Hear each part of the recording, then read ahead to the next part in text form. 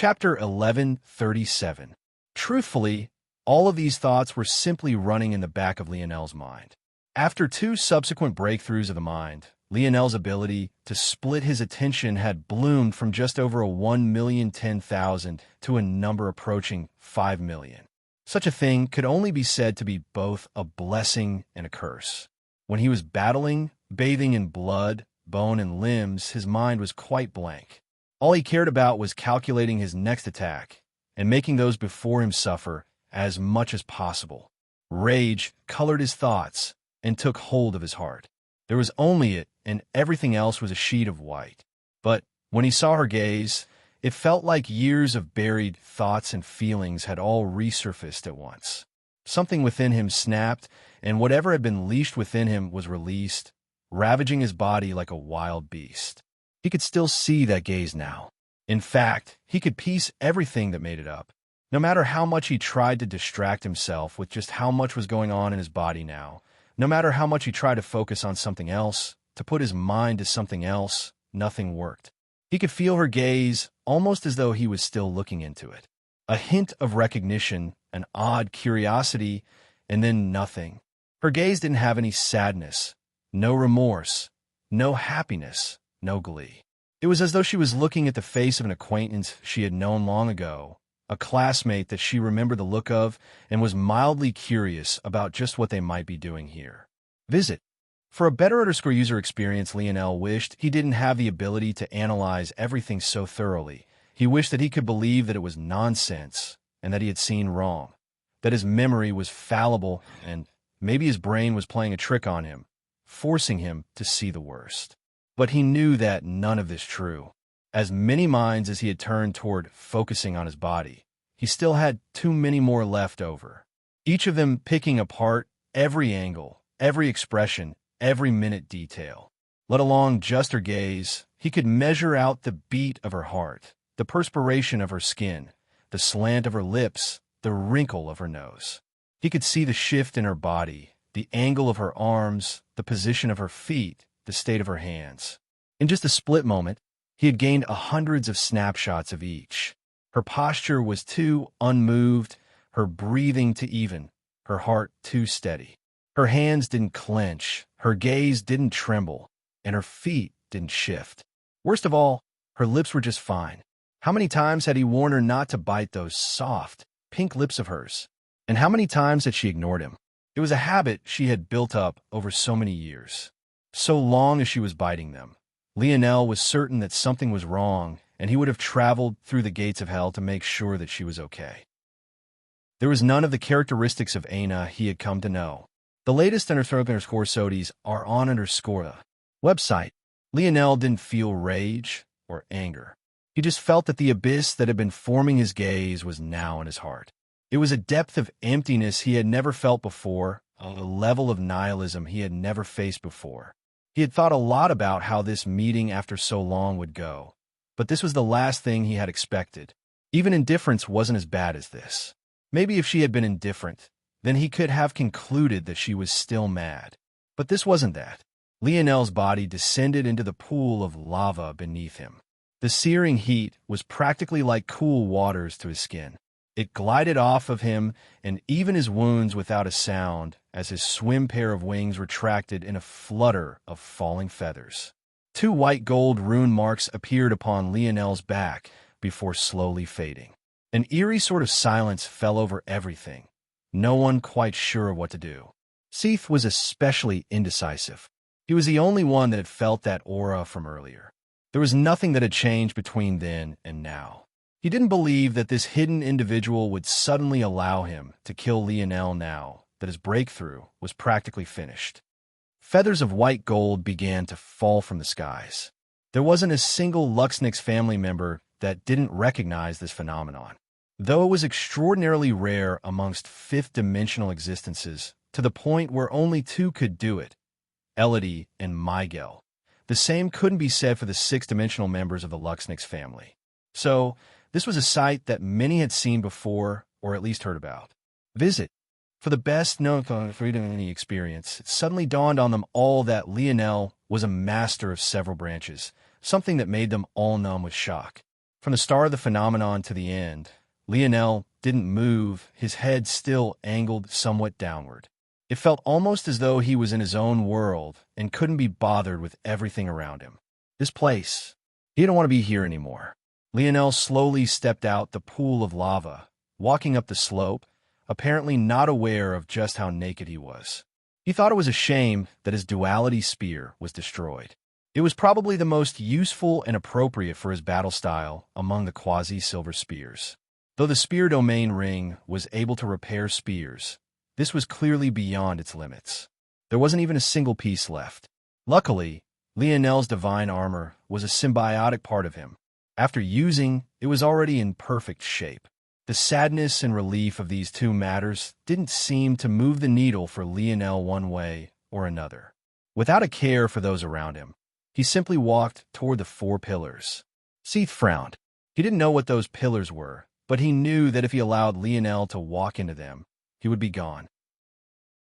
But what could he possibly do? Were things really going to end like this? Visit. For the best known NG experience, more coming. Chapter 1138. Yuri and Savon looked toward one another, their expressions too complex to read. As surprised as everyone else was that Lionel was simply walking away, they were maybe even more so. Lionel was difficult to read. Despite the whirlwind of emotions going on his mind and heart, his face gave nothing away. The only hint of something was that his gaze was decidedly less cold. But even this was only something they had gotten a brief look at when Lionel's gaze met Anna's. However, what neither of them expected was that Lionel would turn and leave without even trying to say anything to her. Their first reaction was that maybe Lionel was mad. They had lost count of the number of times that Anna had burst into a fit of tears, mumbling something about how much Lionel must hate her now. Of course, all of this occurred long before her personality had been reset to 0. This was a large part of the reason that Anna's father didn't want her to meet with Lionel. Anna was in a very sensitive time period right now, and meeting someone who might say vile things to her as a form of lashing out would be greatly detrimental to her. Things were especially bad because Anna was currently internalizing so much about Lionel right now, though she did so unconsciously. The reason she had chosen the path of absolute logic was only because in her own twisted way of viewing things, this was how she could connect with Lionel. Ironically, though, she didn't seem to take it to its logical conclusion. But this was only because her memories of her last interaction with Lionel held her back. Those memories told her that being with Lionel had caused her a lot of grief. So, as unimpressed as she was with Richard, she still let him court her as he pleased. Visit. For the best experience in his priorities, as such, had become logic first. Then came her love of fighting, and finally it became growing strong. Those 3 things seemed benign, but when combined with someone who wanted to use reason even down to a fault, it could become very complicated, very quickly. Surprisingly, though, the harsh words and the fireworks they had expected from Lionel meeting Anna again simply didn't happen. Yuri and Savon also thought that it was possible that Lionel didn't want to implicate them in his troubles. In fact, the more they thought about it, the more it seemed that this made the most sense. But then, why was it that no one was moving? Shouldn't they be enraged by Lionel's actions?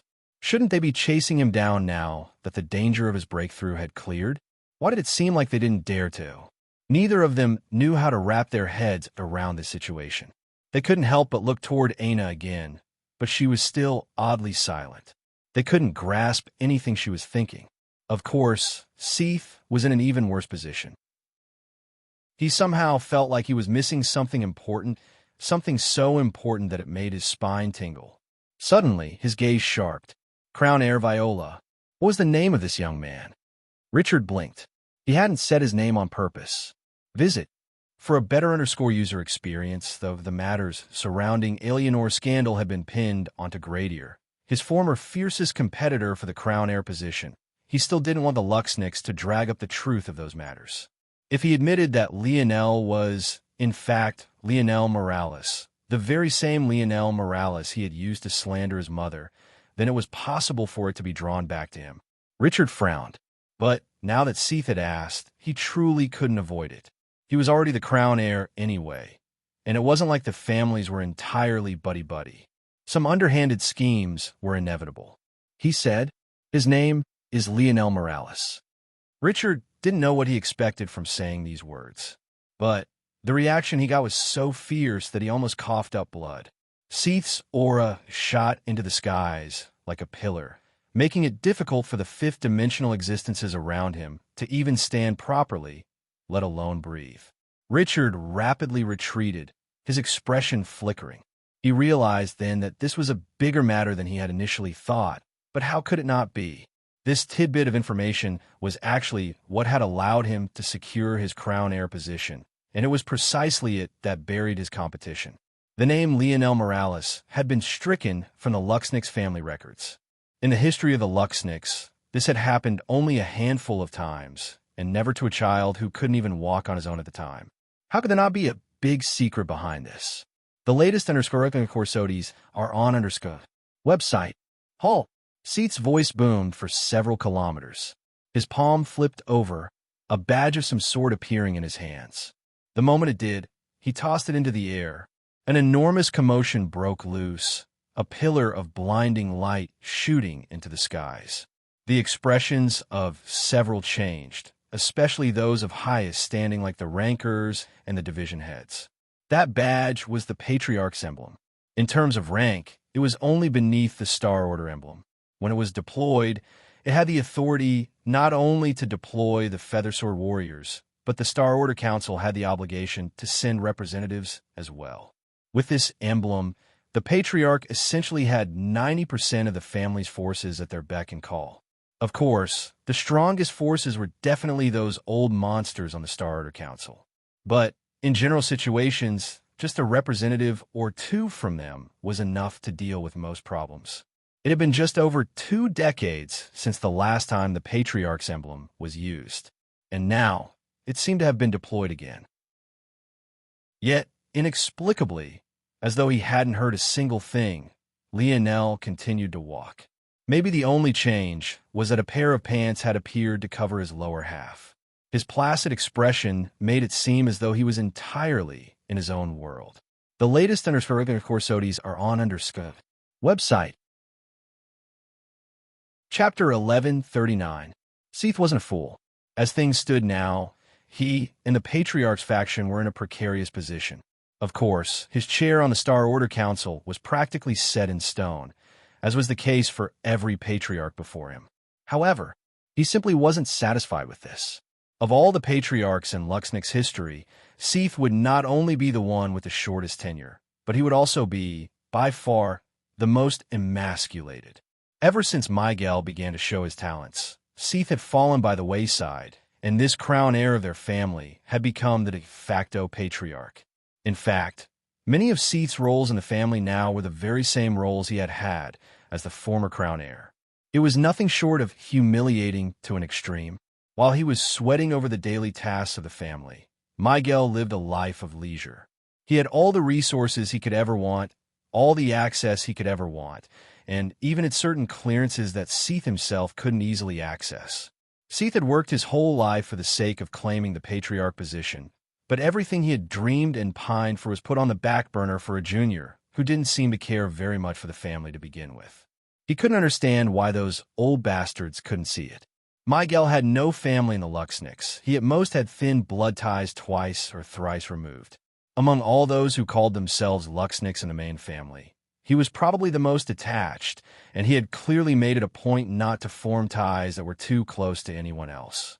However, the Star Order Council were blinded by his talent. Not only had they chosen Miguel over Lionel, but what Seath cared the most about was the fact they had actually chosen Miguel over him. They practically stripped his position of all the power it was worth. He was nothing more than a figurehead for his own family, a happy face to show to outsiders. The latest Corsodies are on the website. In his youth, he had had dreams of eradicating the Viola and Montex families, claiming the entirety of the sector for the Luxnix. But he had practically been castrated. Everything in the family had entered a state of hibernation, all for the sake of Miguel and his maturation process. Quite frankly, Seath could never hate Lionel as much as he hated Miguel and the Star Order Council. So, why had he released such a signal?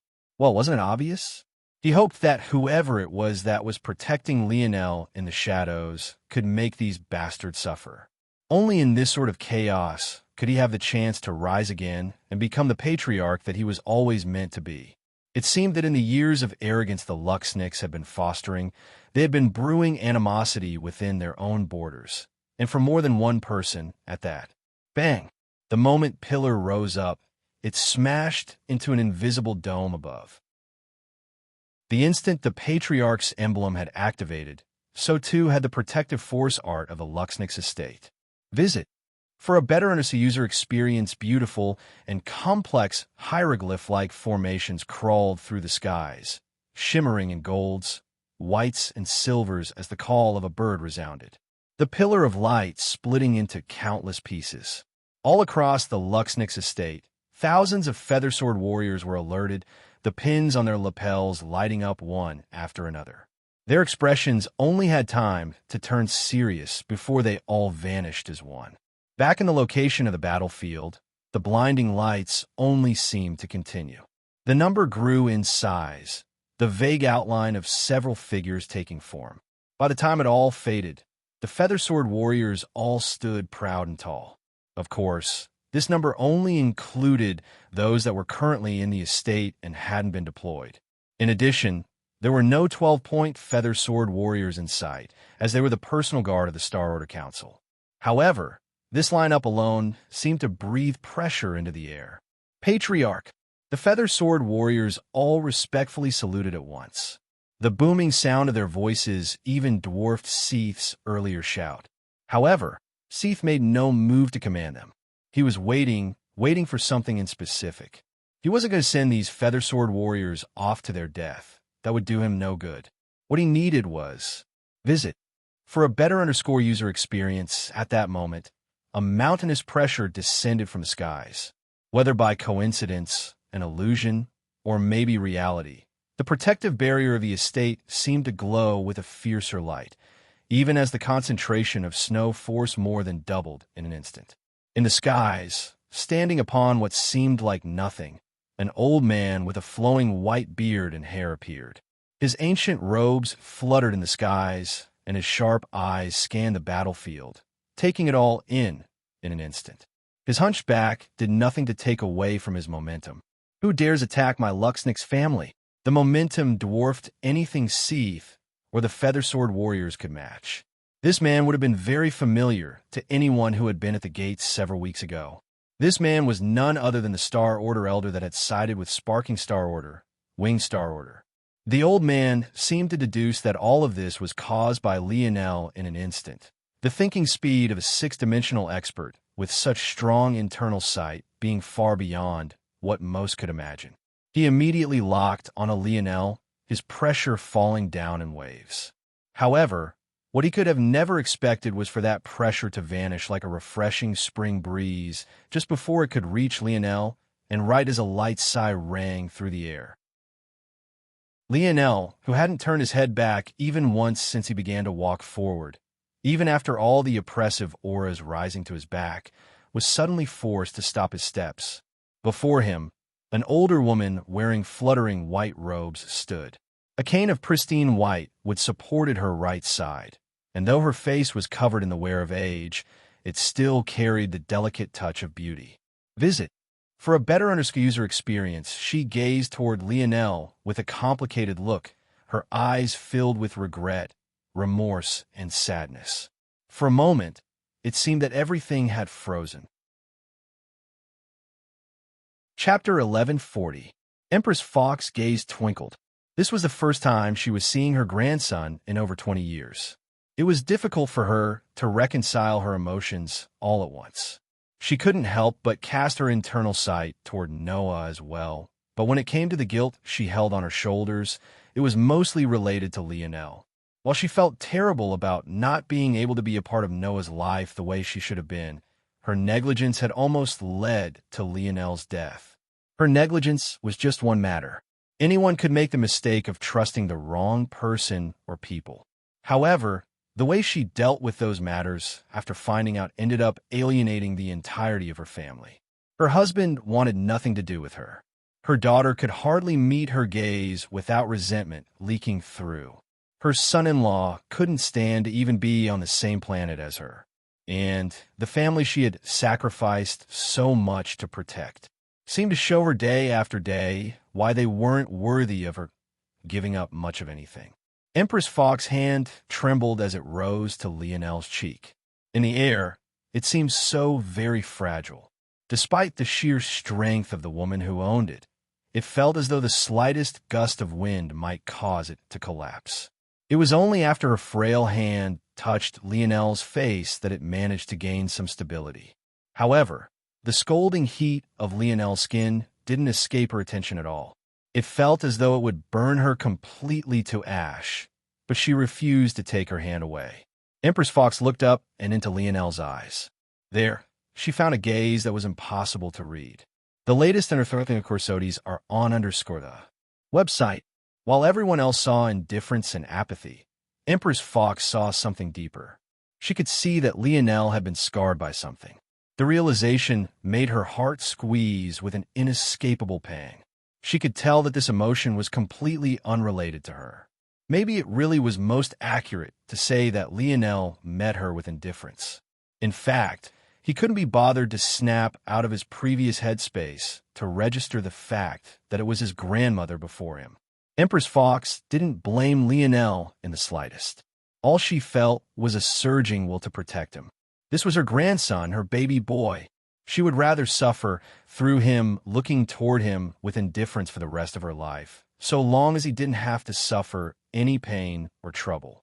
Empress Fox's thumb lightly rubbed Lionel's cheeks, her eyes holding back tears she didn't want to shed.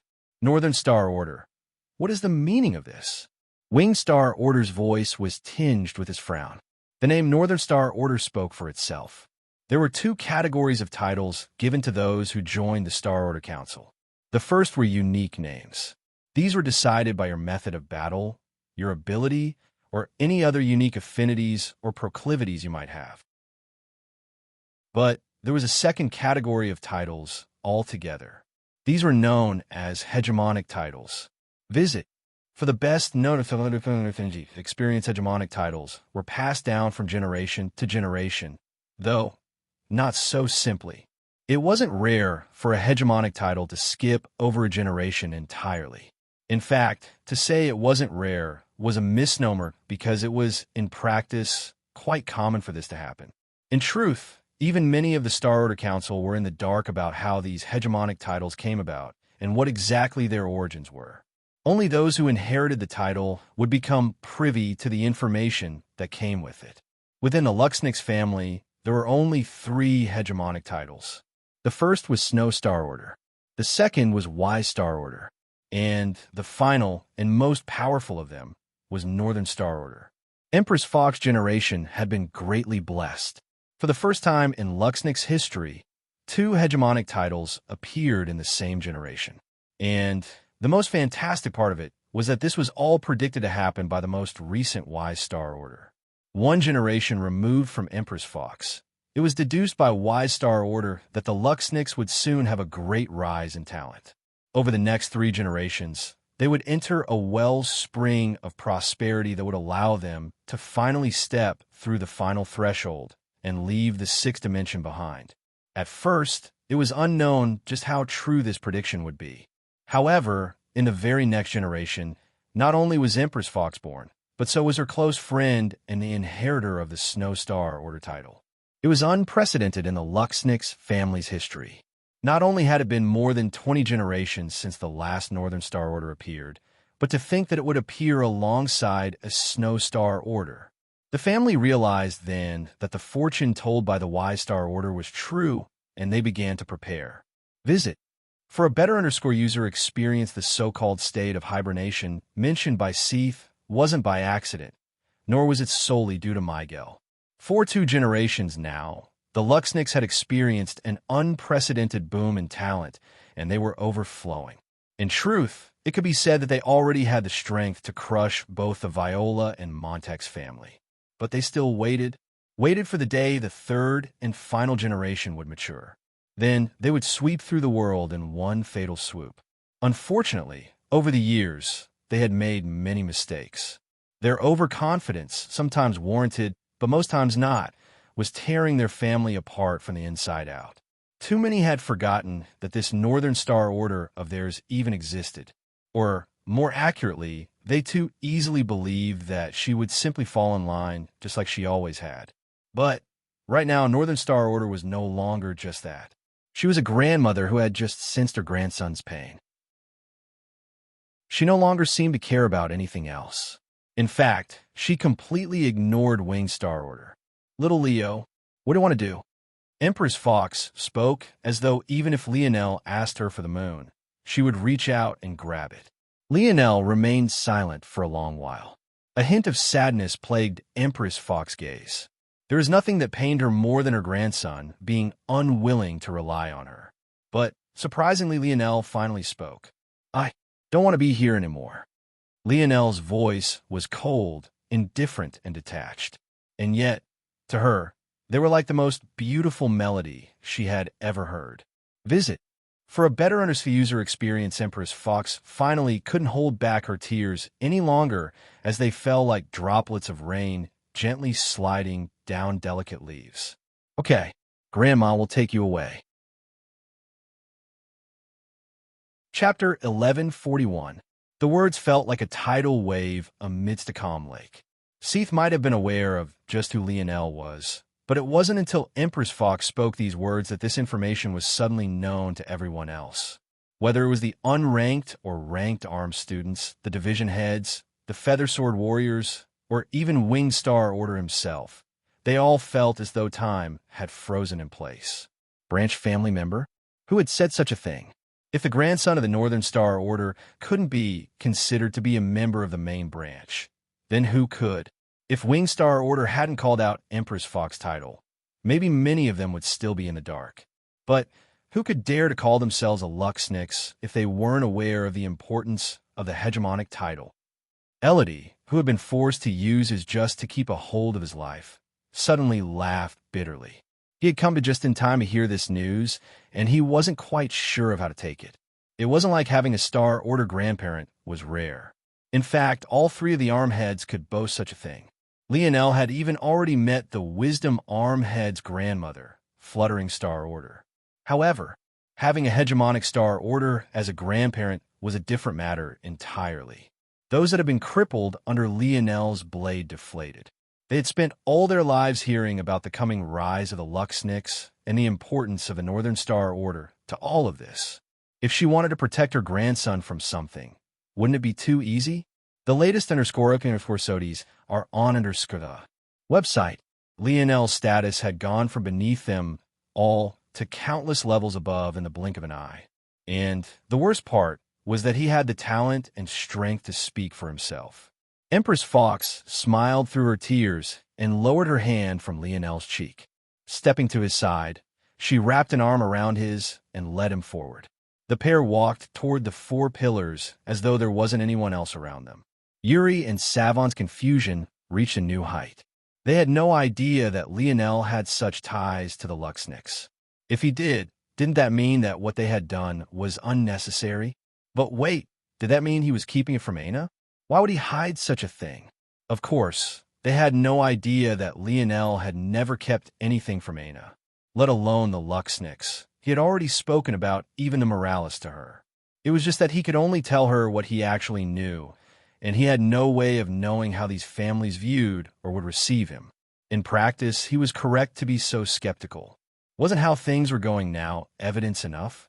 He had support of his grandmother, but that clearly couldn't be said for the entirety of the Luxnix family. It wouldn't be long until the two girls understood this as well. Winged Star Order stood in the skies, his expression flickering wildly from time to time. The wrinkles on his face played between tight and loose, seemingly not understanding what state they were needed in. He looked down, his expression becoming ugly. He just noticed that there was an entourage of Viola family here, and judging by it all, their standing was not low. How else could they possibly have Seath escorting them? This only matters all the more troublesome. Visit for the best known equivalent of an experience. But how could he just allow them to leave? If it wasn't already obvious enough, Lionel's actions and the amount of blood scent in the air painted the picture clearly. It was too obvious that this boy had animosity for them. Wingstar Order wasn't exactly sure how powerful Lionel was as he hadn't witnessed the battle, but judging by the state of things, it couldn't be poor, right? Wingstar Order grit his teeth, his internal conflict only growing. There was no point in harping on how much others would learn of this matter. The dirty laundry of the Luxniks was already being laid out. The question was, what was the risk assessment on starting this battle? He had no idea how powerful Northern Star Order was, but his spine trembled when he thought of something. There'll be a chance. So long as he's here, he'll definitely be participating in the selection. Miguel will deal with him. He has the largest reason to do so. However, a line still needs to be drawn here. Roja, are you aware of what you are doing? Visit. For the best known experience, Empress Fox continued to not answer, gingerly walking forward as though she required Lionel's support to walk at all. Wingstar Order didn't seem surprised by this lack of an answer. The name Lionel Morales was stricken from the family records 20 years ago. Your entire family line will follow suit. Empress Fox steps paused. A fury lit within her gaze, a bit of her strength imperceptibly leaking outward. She didn't care about herself, but this was a matter of humiliation for her grandson. To bring it up so grandly like this. Her gaze shifted toward Lionel, but he didn't seem to react at all. His mind was elsewhere, and it looked as though he wouldn't react even if the skies collapsed. Realizing this, Reja's heart settled down. There was nothing else of importance here. Since her grandson wanted to leave, she would help him to leave. With slow and steady steps, the two finally entered the world of the Four Pillars. Withdraw. Wingstar Order commanded coldly. Visit. For the best noters, experience Seath's expression changed. Not only was his patriarch's emblem being treated like thin air, it hadn't even accomplished a fraction of what he hoped it would. But what was even worse was that the Feather Sword Warrior didn't hesitate to follow these orders. These matters seemed to have diffused, but the reality was that it had only set in motion something that would one day be an indelible part of the Three-Pillar Galaxy's history. At the center of it all, there would be a young woman who currently stood in silence with placid golden eyes and a dull expression. Chapter 1142. Lionel sat in silence, staring out into blank space. His breathing was even, his heartbeat was steady, and there didn't seem to be anything particularly distressing about his current mood. He had returned to the hotel penthouse, but he wasn't alone by any stretch. His grandmother sat across from him with Noah by her side. Her frail hands held onto Noah quite tightly, the two of them exchanging some words. Lionel wasn't really paying attention to what the two were saying, but he could guess. Noah was likely being his usual awkward self, something he faced whenever someone showed him intimacy he wasn't used to, while their grandmother was trying her best to toe the line between forging a relationship while not pressing too hard. Eventually, the topic of their discussion returned to the matters of all those years ago, and Roja couldn't help but sigh. She sent a glance toward Lionel, but his gaze was still aimed out of the tall windows. It was as though his eyes could see to the very ends of planet Luxnix itself. I take full blame, Roja said lightly. Ever since my birth, the Luxnix have been focused on what they call the hibernation phase. This was essentially a commitment that we made toward preparing the Luxnix for war. In the generation before mine, Ancestor Y-Star Order made a prediction about the upward trajectory of our family. Though it wouldn't be as exaggerated as hyper-evolution, Ancestor felt that it would only be a step below. Should we grasp this opportunity, maybe even entering such a state wouldn't be impossible. Though I understand why Ancestor made such a prediction and chose to divulge it, oftentimes I wish that he had kept these matters to himself. Even now, Roja couldn't help but respectfully call this existence Ancestor. In the end, Unlike Lionel and Noah, she had been born and raised in the Luxnix family estate. There were many ties that she had that were too difficult to sever even after so long. Why is that, Imperial Grandmother? Noah couldn't help but ask. The latest underfunding corsodies are on the website. The initial purpose behind the prophecy wasn't in its prediction. It was to warn and stress the importance of patience. By putting a 3-generation number on it, the Luxnix formed a plan based on that assessment. The result was the most peaceful era the 3-pillar galaxy has ever faced. It seems like the 3 families are in harmony now, but the reality is that for a very long time, there was nothing but endless battle and war. The 3-planet formation was, on paper, a safe zone, but in practice, more people died here than anywhere else. The lull in Luxnix activity had a positive effect on the balance between the 3 families, and they too fell into a lull. This allowed the family to enter a state of peaceful growth. Unfortunately, many of the blades turned internal as a result. When a family grows too powerful to the point they don't have any outside competitors, that is when they also become the most vulnerable. But it's functionally the same if a family is growing in power and has entered a truce-like state as well. Noah's gaze glowed. One of the things he most admired about his grandfather was the creation of the Slayer Legion. Emperor Fox knew that in the time between the Ascension Empire conquering Earth and the descent of the Metamorphosis, there would be a period of absolute peace. Due to this, it was very likely that the Empire might crumble before the 4th dimension descended. Realizing this problem, Emperor Fox didn't hesitate to sacrifice his strongest blade and turn the Slayer Legion into an enemy the Empire could unite against. Noah had no idea just what level of foresight that would take. Roja shook her head. In my generation, everything began well. Both the Northern Star Order and the Snow Star Order appeared, and we were even very close. The family was very cautious in that time and took the words of Ancestor very seriously. In fact, they were so cautious that neither myself nor Snow Star Order were allowed to participate in the Void Palace's selection. Visit for a better user experience. However, as you might imagine, that didn't last for long. After your father and aunt were born, the family was a bit unsatisfied with my actions. But because of the importance the Northern Star Order held, and the fact I was very important to the ascension mentioned by Ancestor, my actions were forgiven, but unfortunately not forgotten. During my generation, both the Viola and Montex families managed to enter a nominal student. This placed pressure on the Luxnix, and many believed we had chosen to be too low-key. So, when your aunt was sent to me by your grandfather and began to display her talents, it was already decided that she would take part in the selection. She was the perfect candidate. Her eye color was different from the usual Luxnix and made it seem like she was a branch family member. Thanks to this, even if she had an astounding performance, it wouldn't raise too much alarm toward the Luxnix main family, but she could also release some of the pressure simultaneously. Everything went well, and your aunt performed astoundingly, entering as a quadrant-ranked disciple. Of course, if not for the fact Earth was still in the 3rd dimension back then, causing her world spirit and emperor's might lineage factors to be dormant, she would have likely placed even higher. By then, her climb up the disciple rankings would have been far easier as well. But trouble came again when your aunt returned to the family pregnant. Your aunt was meant to be the perfect cog in their plans.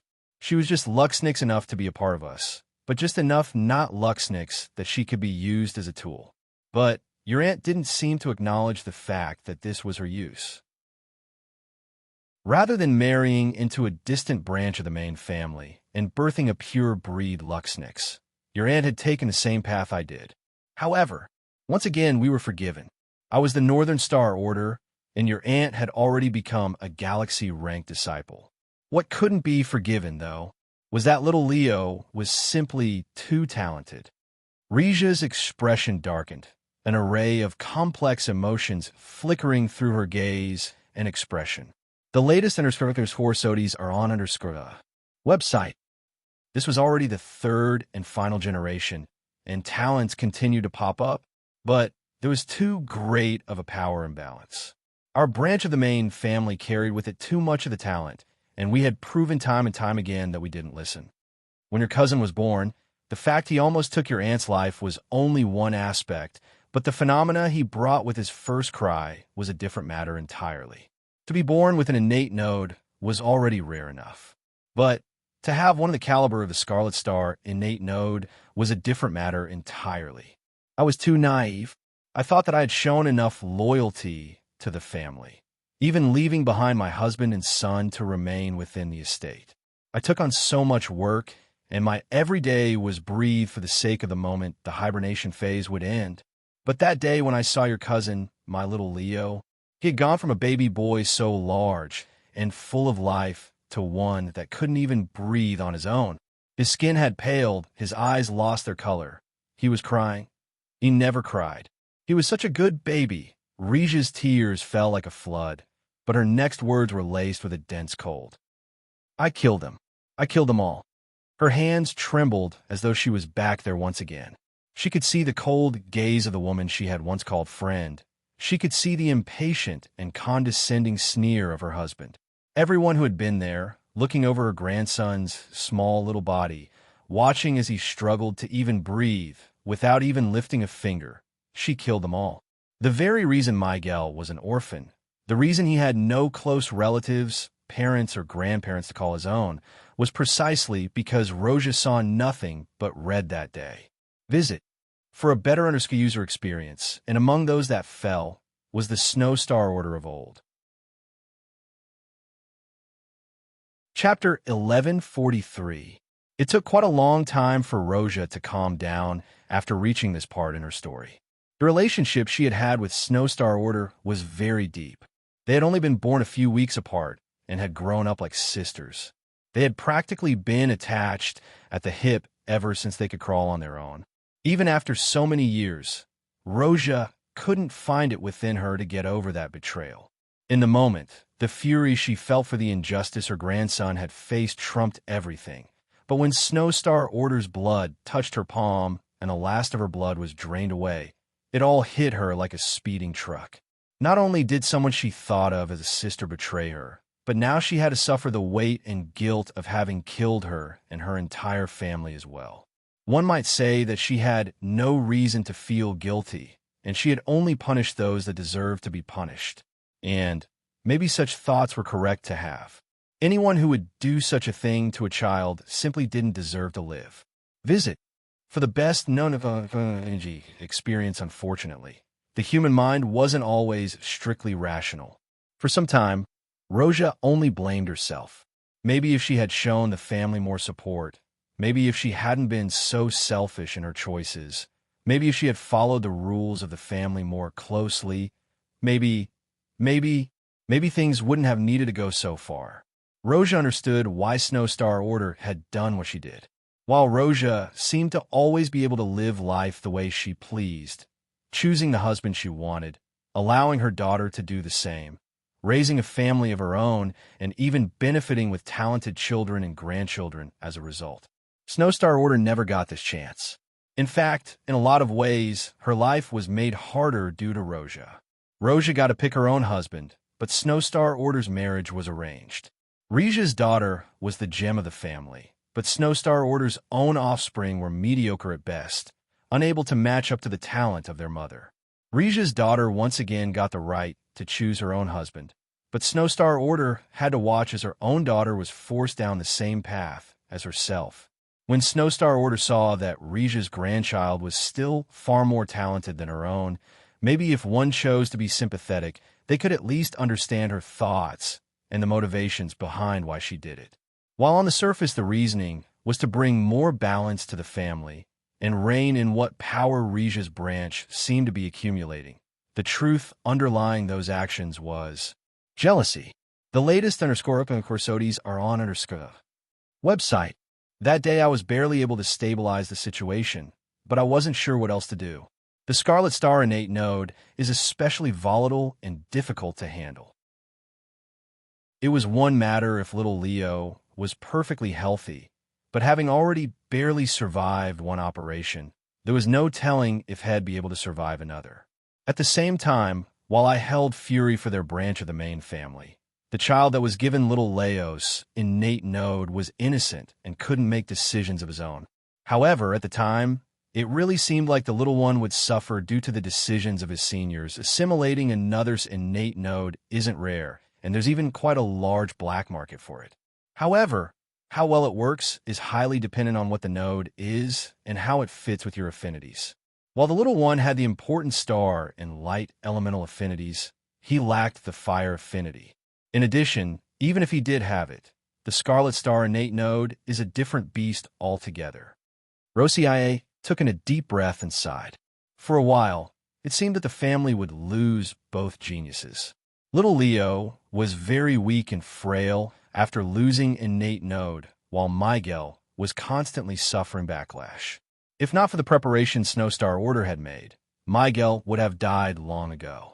Unfortunately, even Snowstar Order had underestimated the Scarlet Star node, and it all wasn't enough.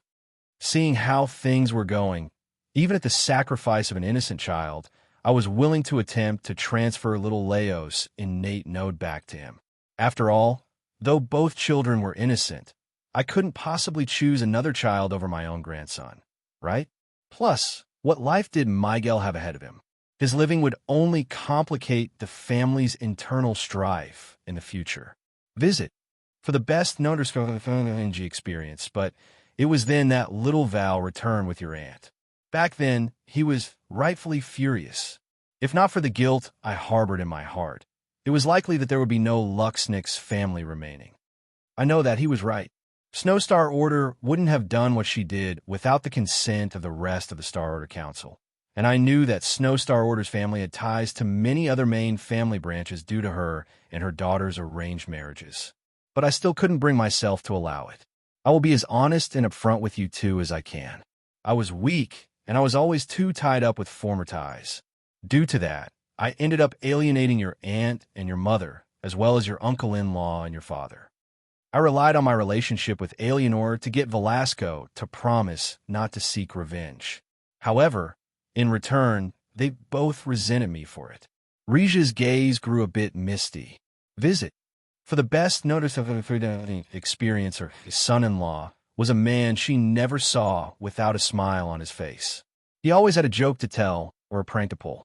She had to admit to herself that due to this, she thought that he would be easy to convince. In fact, she hadn't even known the true strength of her son-in-law until after that talk they had that day. Velasco had fallen into a silence and didn't say a word to her. It was only after Eleanor described Velasco's origins to her did she understand that it wasn't her protecting Velasco from the Luxnicks, but it was rather the other way around. Chapter 1144. Regia's gaze drifted to Lionel once again. But even now, his gaze was still trained outside the tall windows. He didn't seem to have heard anything Rosia said, but Rosia didn't decide to push the matter. She didn't know what it was that Lionel was going through, but she felt like she didn't have the right to ask. She hadn't been able to be a part of her grandson's life for so long. So how could she just appear now and expect him to bare his soul to her? Soon after these matters, Velasco took little Leo to Earth. I'm not certain of what his reasoning was entirely, but it was likely that the combination of friendly atmosphere plus low-dimensional world was the best environment for little Leo's recovery. In his weakened state, staying in a six-dimensional world was more of a detriment to little Leo than anything else. But as for the specifics of how little Leo was cured, I'm not sure. I can only say that it's good that you've grown up so strong and powerful. A calm silence fell over the penthouse suite. The truth was that Lionel was listening, though not actively. With the way his mind worked, unless he used dream sense, it was impossible for him not to capture every little detail within hundreds of meters of himself. The only question was whether he would acknowledge it now or later. But after what he experienced today, this benefit seemed more like a curse than anything else. Lionel didn't really know what he was feeling right now. In reality, maybe his grandmother was the only one able to tell that he was feeling much of anything at all. To everyone else, his face was quite indifferent and placid, as though he didn't have any emotions to speak of at all. Who knew? Maybe it was a mother's intuition refined over 2 generations. They always say that a woman's intuition is strong. It would be one thing if Lionel had chosen to cut Anna off completely. But, according to his balance scale, she had just barely managed to stay in his heart. The issue with that was now he had to drag all of this baggage around. Visit. For the best no_freedom experience, he didn't feel like doing much of anything. The moment he had seen her, it was like all the accumulated momentum and drive he had built up over this last year had vanished in an instant, drained out of him by a single look. If he was honest, it was mildly infuriating. It wasn't an anger he felt toward Anna, it was one he felt toward himself. He might have been fine with this feeling had he still had no goals or aspirations, but the current him wanted to accomplish something far bigger and larger than himself. To be weighed down by such emotion, such useless trash, it pissed him off. He almost wanted a reason, any reason at all, to cut this all away from himself like it was some sort of malignant tumor. Due to all of this, he hadn't even been able to properly react to the truth of his history with the Luxniks. Was he more mad now? Indifferent, maybe? He didn't really know. It was like his emotions were on a delayed timer, but now that the proper moment to react had passed, it was already too late to do much of anything about it. Did he want to vent? Not really. If it was about venting, wouldn't the best place to do so have been the Luxniks' estate? He couldn't very well go back. Did he want to speak with Anna? Visit. For the best no_freedom experience, he didn't particularly want to do this either. They say a picture spoke 1,000 words, while a snapshot of Lionel's memory spoke millions. He didn't feel there would be anything to gain from speaking with her. Did he want to replace her? He felt no drive to do such a thing. Maybe a woman would help him clear his mind and focus, but whoever that woman was would only end up being a tool. At best, they'd be a prostitute. Such a person wouldn't be a replacement to begin with. Then what did he want to do? Well, sitting here felt all right. Lionel's eyes drifted close, an odd peace overcoming him. In all his calculations, the one thing he didn't note was exactly how long it had been since he simply rested. When Lionel was with Anna, even when they didn't need to sleep, they would do so. Of course, a part of that was due to their shenanigans in the bedroom, but Anna was always a reminder for him to rest as well. If there were two things Anna loved to do, the first was to eat a lot, and the second was to sleep. With her ability, she always knew exactly what her body needed to maximize her growth into the future, so rest and food were two of her biggest appetites. Visit. For a better user experience, ironically, it was meeting with Anna again after so long that seemed to hit Lionel like a Pavlovian response. Before he realized what was happening, his mind sank into darkness, and, for the first time in a long while, his thoughts finally came to a stop. As fast as Lionel's mind moved, he hadn't realized just how much he needed sleep. He had taken on so much weight onto his shoulders in such a short time that he didn't realize just how much it was all weighing him down. What he and no one else could have possibly expected was that this rest of his would last an entire month. His mind and body both entered a state of hibernation. However, what was unique about it all was that with the second awakening of his healing branch, rest for Lionel was far different than rest for others. In the past, when Lionel rested, he would use dream sense to multiply the effect of his sleep. But that was ultimately just a parlor trick. While it would refresh his mind, his body was only falling further and further behind at its rest. This time, though, Lionel didn't have the time to activate dream sense, as he wasn't even aware he was drifting asleep. The result was both his mind and body shutting down. Under the second awakening of the healing branch, after not having a proper rest in years, it was like Lionel's body was being refreshed and rebooted. It was impossible to tell just what changes there would be when he awoke.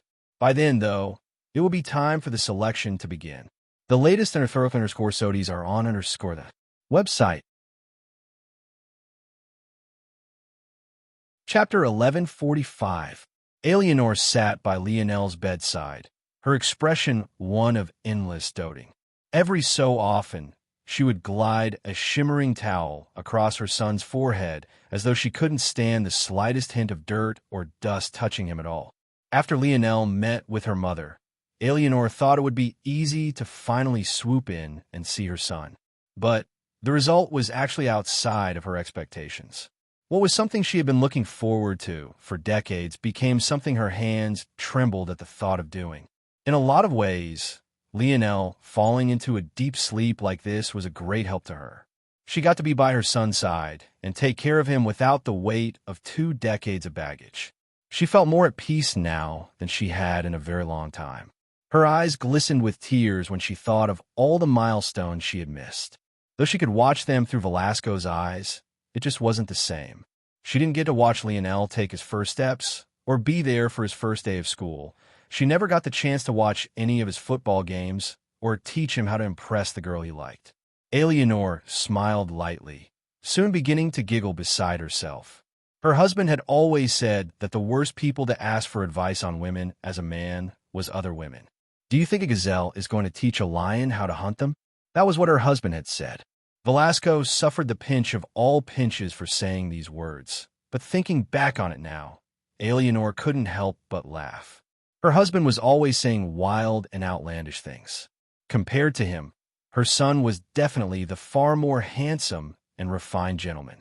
Eleanor's smile became somewhat sad. She shook her head and dabbed her son's forehead again.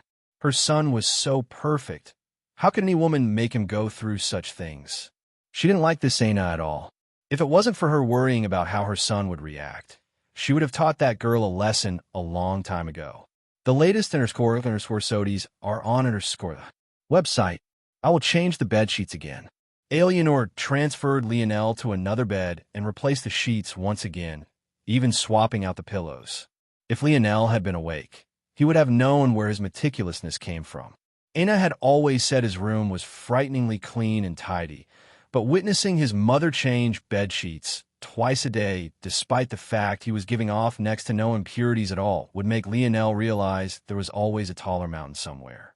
Eleanor smiled brilliantly as she laid her son down to rest again, gently combing his hair with her fingers and dabbing his forehead once more. A month had already passed by now, and many were waiting on the selection to begin. However, Eleanor had told them all to wait. What a joke. These people would just have to patiently stand by until her baby boy woke up. Lionel's eyes slowly opened. Rather than feeling the usual grogginess one might expect from just waking up, especially after sleeping so long, he actually felt refreshed to an alarming degree. It was to the point where even the air he was breathing tasted better. Lionel rose up and slid to the side of the bed. His bare feet touched the soft carpet, and his mind subconsciously outlined every fiber. It was like the touch of his skin was no less sensitive than his actual internal sight now. Visit for a better user experience 67000. Lionel's pupils constricted. His number of split minds had been just over 5 million before he fell asleep, but now they were actually approaching almost 40% more. At the same time, even the most subtle of movements his body underwent made his bones crackle and pop as though they were breathing sighs of relief. Lionel didn't need to stand to know that he had grown another 2 inches. He had been about 66 before, but now he was nearly 69 or 205 centimeters. He squeezed his fists, feeling the changing as his muscle fibers flexed and blood rushed to his limbs. He could almost see the light bouncing off his tan skin as though he was truly made of metal. Though, maybe he technically was. Lionel ran his fingers through his hair. It grew out again. Lionel shook his head and with practiced motions cut it off. A slight violet glow shimmered before his hair was coerced into being cut. Finally, as always, he stored it all away. Lionel rose up, realizing that he was only wearing a pair of white boxers. He blinked, suddenly realizing that he definitely did not own these. It dawned on him that someone must have been changing his clothes in his sleep. He wasn't exactly shy, but he couldn't help but raise an eyebrow. At that moment, Lionel's stomach suddenly growled. Before he could think that he was hungry, Lionel spotted an enormous spread of food in the penthouse's dining room. He most definitely didn't need to be asked twice and immediately dove in. Bang! Visit for a better user experience, Cap. The doors of the penthouse slammed open as a rush of people came in. Lionel didn't get to say anything before he was tackled and dogpiled, his poor beast leg flying out of his hands. Raj's rotund figure was the first to collide with him, and Milan followed suit not long after. Before Lionel could react, he found himself being piled by at least 6 200-pound men on the most conservative end, with the likes of Raj and Milan pushing and crossing 300. Lionel coughed. "You guys couldn't pick a better time? I'm starving here." Lionel's muffled voice sounded beneath the pattern. "Shut up, Cap. Let me love you. Give me a kiss." Lionel found himself fighting for his life beneath a pile of grown men, dodging lips left and right. Visit. For the best known civil and 300 experience, for the first time in a while, he laughed. Chapter 1146. Hours later, Lionel seemed to have finally noticed something weird about his brothers. "You all, how'd you grow so powerful so quickly?" The dining room table had been cleared of all food, and Lionel was even sporting a small pot belly. His stomach never showed this sort of effect after eating, so it could only be said that he had truly stuffed himself full this time. By the end of it, he finally noticed the changes in his teammates. Judging by a few factors, it should have only been about 5 weeks since the last time he woke up. Yet, he could feel that the auras of his teammates were all several times stronger. If it had taken 3 of them to match a branch family member before, they could probably fight one-on-one to a stalemate now. Of course, this still left them far short of the Luxnix family main branch along with the other main branches. But it was a shocking change nonetheless. After Lionel thought about it, though, he felt that it made sense. 4 such talents, just staying and acclimating to a 6-dimensional world over an extended period of time would cause great positive changes to their strength. The pressure of such a high-level world would squeeze out the latent potential they had within themselves and allow their talents to shine forth. "I didn't consider this before, but this is good. All right. Granny Fox has been helping us out. She made a training regimen for us all, and we've been following it for the past few weeks." Franco explained. Visit.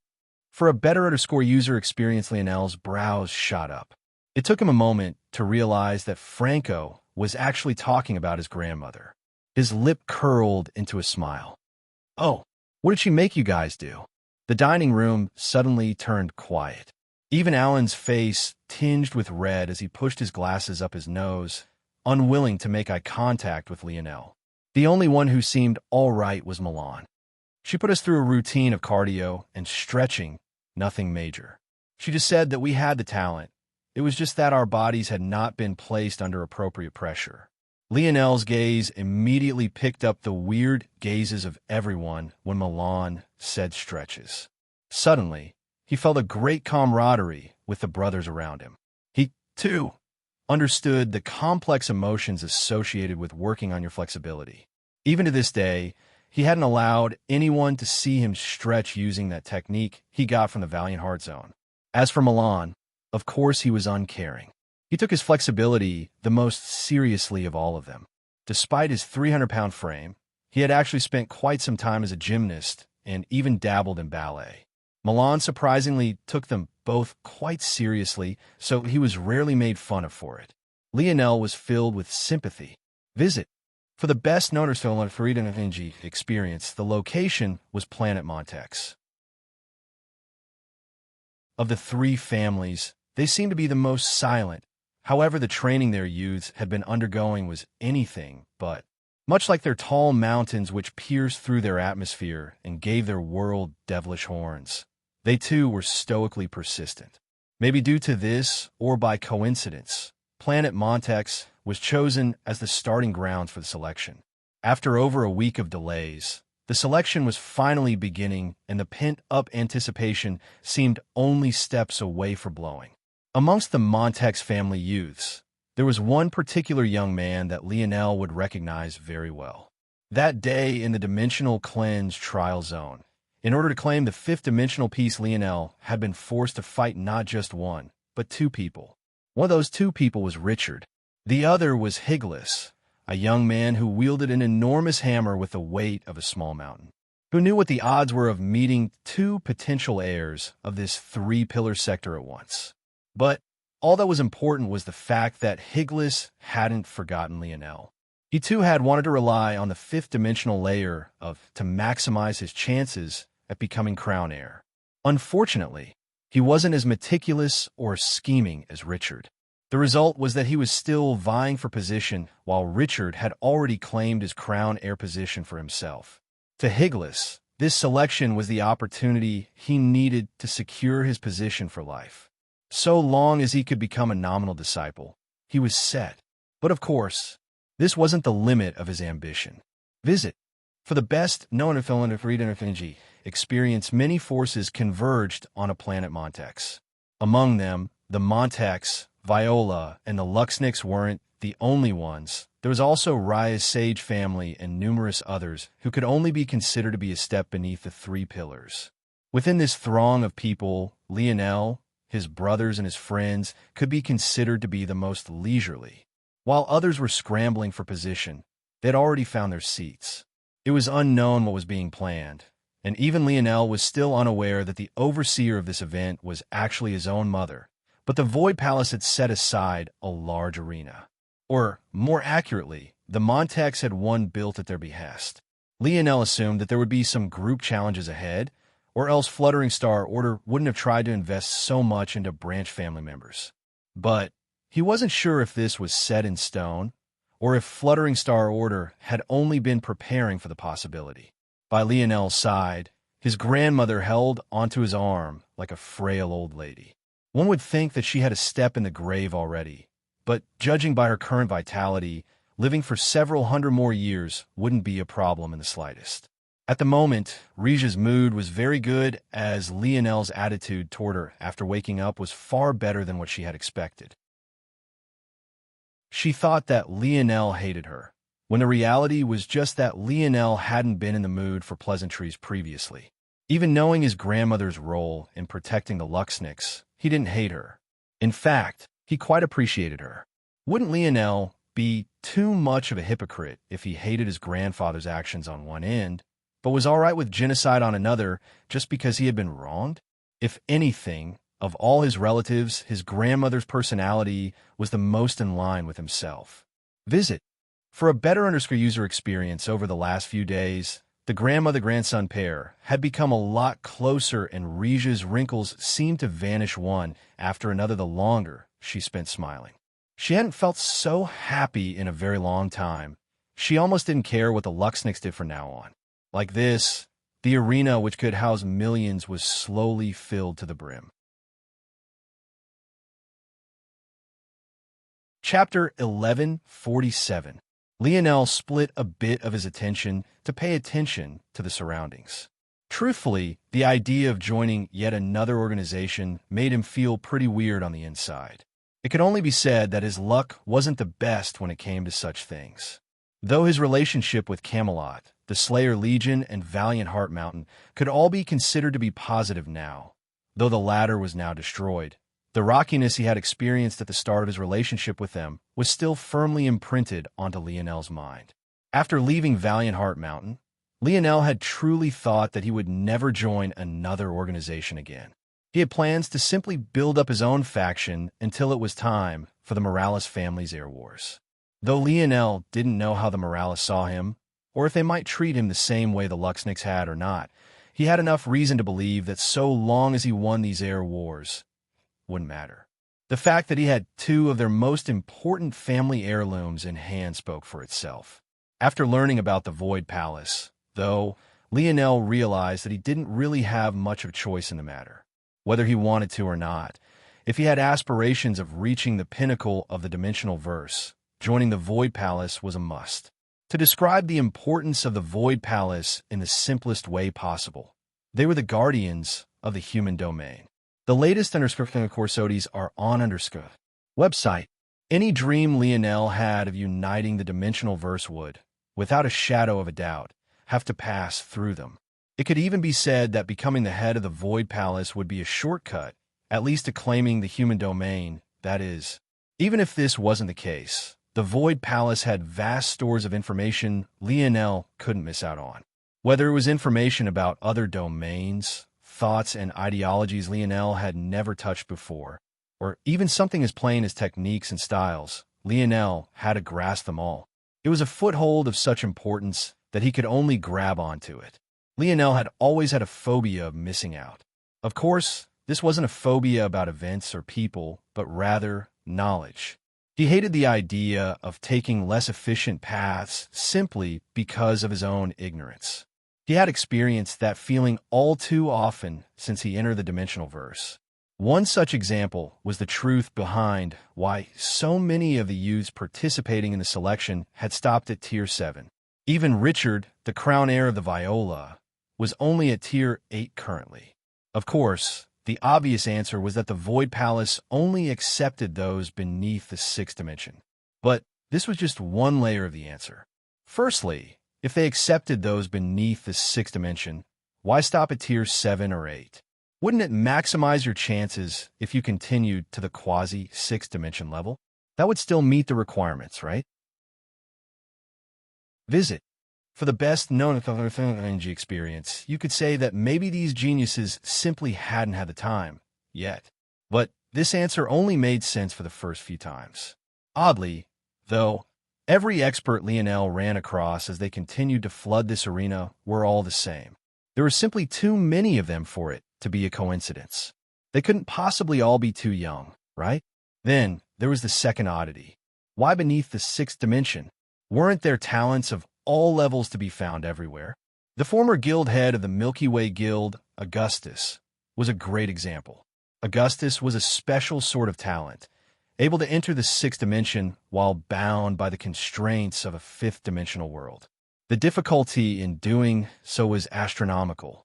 Though some of this could be attributed to him taking advantage of the 6th-dimensional galaxies that wanted to take advantage of him, this only went to further bolster and prove his skill.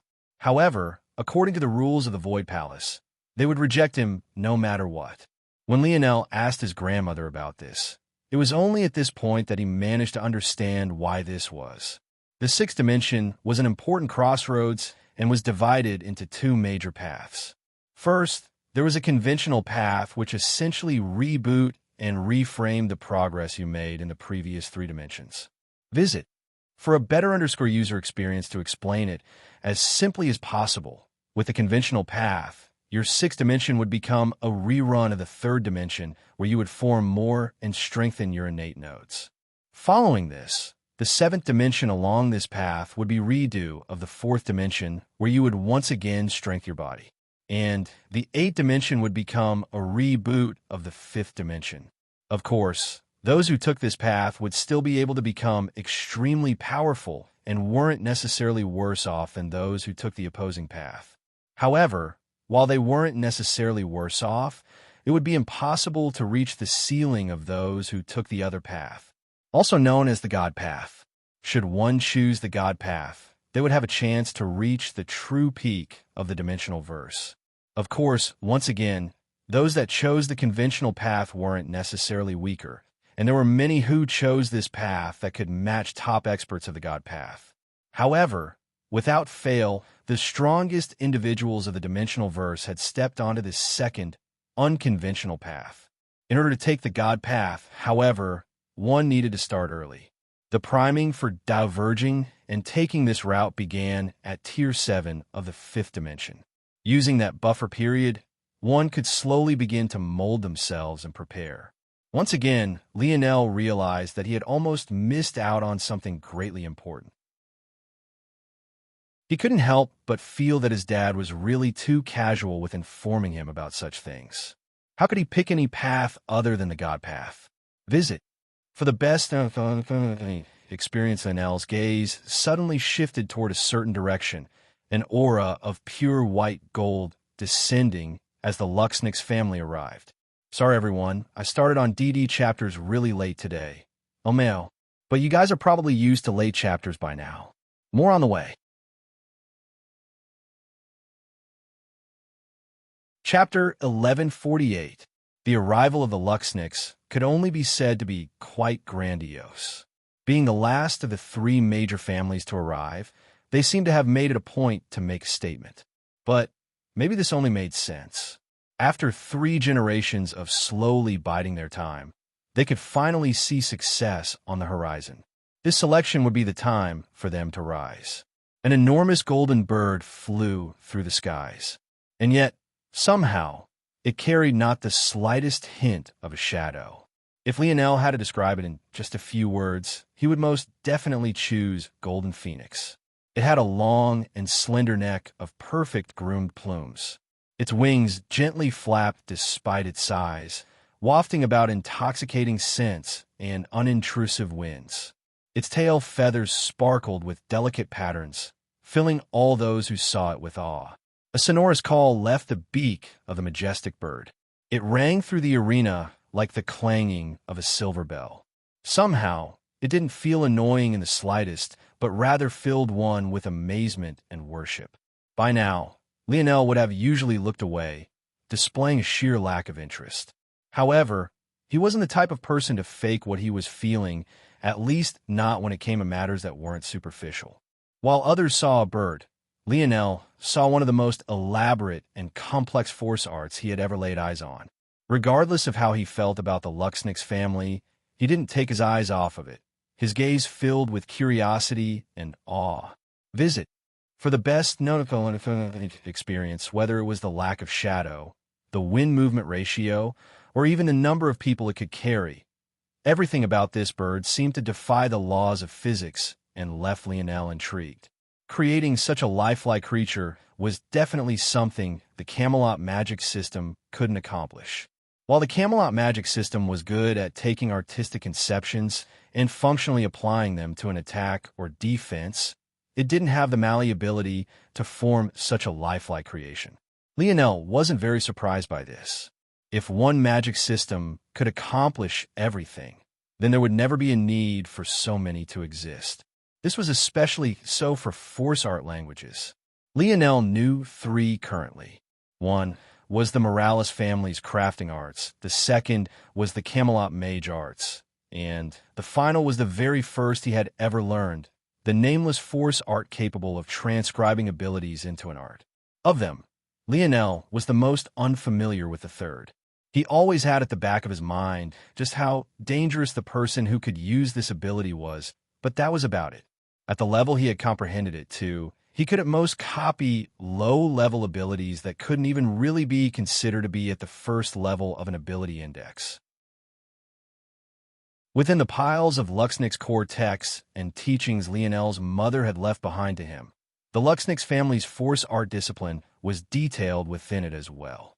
Until now, Lionel hadn't paid much attention to it, as there were many other techniques that had caught his attention.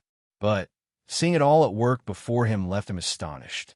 "Grandma, how familiar are you with the Luxnix force art techniques? The latest _corsodies are on website." Roja blinked. She had expected that Lionel was staring so intently at the Luxnix arrival because he was still enraged or angered. She hadn't been sure of whether to try to comfort him or leave him be, but to think that Lionel was actually just observing the bird because he was curious about it. Such a turn of events left her stunned before her smile bloomed. It wasn't the first time Lionel had called her grandma, but she still felt her heart bloom whenever she heard it. She was very much excited that Lionel was actually asking something of her. "I know a little. Do you want me to teach you?" Reja's gaze glowed. She forgot all about the Luxnix and even forgot about everyone in her surroundings. Her only focus was pleasing her grandson. Lionel smiled. "I'm just a bit curious. It's unlike anything I've seen before. I remember that Elder Sparking Star Order. When I met her before, she tapped her cane and her body was enveloped in fluttering butterflies that seemed shaped of fire. Was that an application of the Luxnix force arts?" Roja seemed to grow younger by several years every time Lionel spoke to her. "Yes, you could say so. Sparking Star Order is among the most skilled in the Luxnix force arts. Are the butterflies just an aesthetic choice? Or visit?" For the best noticeable experience, Lionel actually wasn't sure. He didn't have a high enough understanding of the Luxnix force arts to make an assessment. Plus, seeing through the technique of such a high-level 6-dimensional expert was beyond even his means. "Not exactly, though in part," Roja patiently explained. "The Luxnix force arts are very good at embodying and manipulating life force. When Sparking Star Order taps her cane and summons her butterflies, She's using a fusion of her ability and her comprehension of force arts to disperse her aura and make her teleportation impossible to track. The flapping of the butterfly's wings are more than just an aesthetic choice, as the frequency they do so at is very important. Even the most skilled of internal sights would find trouble tracking her down. It makes her movement both flexible and unpredictable. Roja divulged a major secret of one of the Luxnix family's Star Order elders without blinking an eye. I see. Flexibility, huh? Lionel fell into thought. Roja nodded. If the strength of the Luxnix force arts was to be described in one word, it's adaptability. What it loses out in strength, it makes up for by melding into the perfect technique for the situation. Take a sensory force art as an example. A more rigid force art language might send a ripple into the surroundings to send back a static image to the user. But with the Luxnix force art language, you might instead form and send out several wolf constructions. Their adaptability would be several-fold greater. Visit. For the best known experience, Roja patiently taught her grandson what she knew, the two seemingly lost in their own world as the golden phoenix of the Luxnix touched down, dispersing to reveal a shocking reality. The Luxnix was being headed not by their patriarch, and not by a Star Order elder, but rather a single young man of barely over 20 years of age. Chapter 1149. A subtle silence fell over the arena. While many here could be considered to have only come for the fun of the spectacle, there was a matter of perspective needed as well. This arena could sit millions. However, the population of a single planet was counted in the tens of billions. The number of habitable planets in just a single quadrant could be counted in the hundreds. The number of quadrants in a single galaxy were numerous, and the number of galaxies in a single sector could be counted in the dozens. When these numbers are multiplied out, there are easily hundreds of trillions of people in a single sector, and even that number was far too small to adequately paint the truth of the situation. And yet, there were only millions who could afford to be here. Even the most low-level heckler within this crowd was a tycoon back on their homeworld. There wasn't a single person present that wasn't sharp and intelligent, not to mention well-versed in the matters of politics and the importance of image. For the Luxnix to make such a grand entrance, all for the sake of allowing a young man to lead them all, it spoke volumes. In fact, it spoke so loud that everyone could only fall into an abject silence. The latest _sodies are on website. Lionel, who had been speaking with his grandmother, didn't really react to this. He found the Luxnix force arts far more fascinating than whatever grand entrance they had planned. Plus, he had already heard the story about Miguel. He wasn't very astonished to feel something similar to his own innate node. That said, he sensed something quite curious about his original innate node. But he shook his head and didn't mind it. If he hadn't managed to regrow his innate node back, he might be more infuriated. But after learning what happened, Lionel didn't particularly hate Miguel. In fact, he felt quite bad for Miguel. After all, the actions of his parents caused him to be raised without family.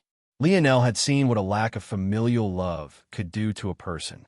Every time he thought of Aina's deepest insecurities, it was often always related back to this. In addition, he could see how great it was to have great family and friends around him every day. He had grown up with his father by his side, and knowing that his mother and grandmother loved him filled him with a full sort of feeling. Even knowing that his grandfather had cut contact with his grandmother, mostly due to himself, even somewhat changed his opinion of the old man. Though he and his grandfather could never be on the same page, there was an odd, complex emotion that Lionel couldn't help but feel knowing that the old man still loved him. But Miguel had never experienced any of this. Visit. For a better user experience, sure, there was plenty of love around him coming from the Luxnix family elders. But didn't they all just see him as a tool to be used? They didn't love him unconditionally like his mother or father could have. They only loved him insofar as his talent could bring their family to the next level. When Lionel finally looked up and his gaze landed on Miguel, what he felt wasn't rage or fury. All he felt was pity. Miguel didn't look around, nor did he react to the crowd's gaze. With light steps, he walked toward the region of participants, taking a seat in the section left to the Luxniks. His expression couldn't be said to be indifferent, but he was clearly uncaring. He felt that everything was far beneath his notice. Even knowing that Aina was nearby, Miguel didn't even glance in her direction. The matters of the bronze tablet was still at the back of his mind, but he had chosen to take these matters slowly, a single step at a time. There were simply too many ways to interpret the words of a prophecy, and he was willing to let things bear themselves out naturally. The elders of the Luxniks smiled toward Miguel with feelings of gratification clear in their gaze. Without a word, he had very clearly suppressed the momentum of all the geniuses present. How could they not feel fulfilled? Visit. For a better user experience after so long, it was time they bare their fangs. With a whoosh, the elders of the Luxniks rose to the stadium seats, leaving the ground region for the participants. Among those that had come, there was Winged, Sparking, and Resting Star Order. After a quick sweep, Winged Star Order's gaze narrowed when he noticed Roja, Lionel, the geniuses of Earth, and his grandmother currently all sat on the ground floor. However, their seating arrangements were oddly luxurious, even more so than the three main families. Many had chalked it up to the appearance of Roja, but the members of the Luxniks found that there was something decidedly odd about all of this. Before Winged Star Order could think about just what was going on and understand why his heart was feeling uncomfortable, Orionik suddenly appeared in the middle of the vast arena. In that moment, a wide, sweeping pressure emitted from him. Orionik was usually a calm and scholarly young man. His dark skin was always glistening and perfectly taken care of. His clothing never had even the slightest wrinkled, and his aura was always reserved and as calm as a lake. Visit. For the best no-understanding experience after spending so long in the Luxniks family, many of the elders had come to this very same conclusion. But suddenly seeing him flip a switch like this and release a pressure that made even them burst into a cold sweat, they finally realized just how large the difference between them and a young man who was ultimately just a galaxy-ranked disciple was. Orionik might have been amiable and scholarly usually, but right now, he was representing the Void Palace, the protectors of the human domain and the greatest shield of humanity. This was no longer for himself. This would be a day those present would never forget. Chapter 1150. Orionik took a deep breath. Just this subtle action seemed to agitate the atmosphere itself, a sweeping wind flying about the arena. I will not explain to you all the weight the title of Void Palace Disciple holds, because quite frankly, the majority of you all are not worthy of knowing. Instead, I will only tell you all that if you miss this opportunity, it will be one you regret for a lifetime. Today will be the first of 3 days of trials. Usually we have something of a more elaborate planned, but this time around, we will use the simplest and most crude of methods.